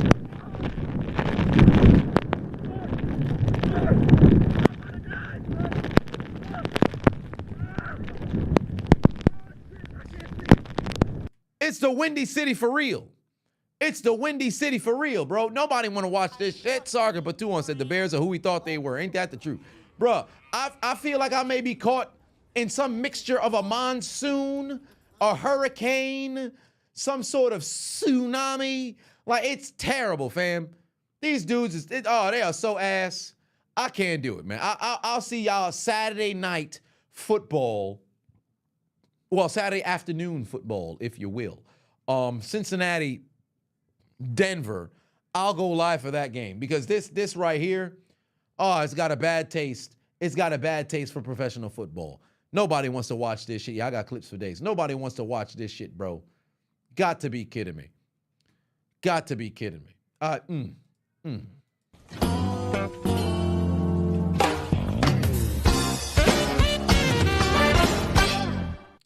Get us the hell up out of here, man. Eddie, take us out. Y'all have yourselves a good night. Good night. Suck my dick. Bye-bye.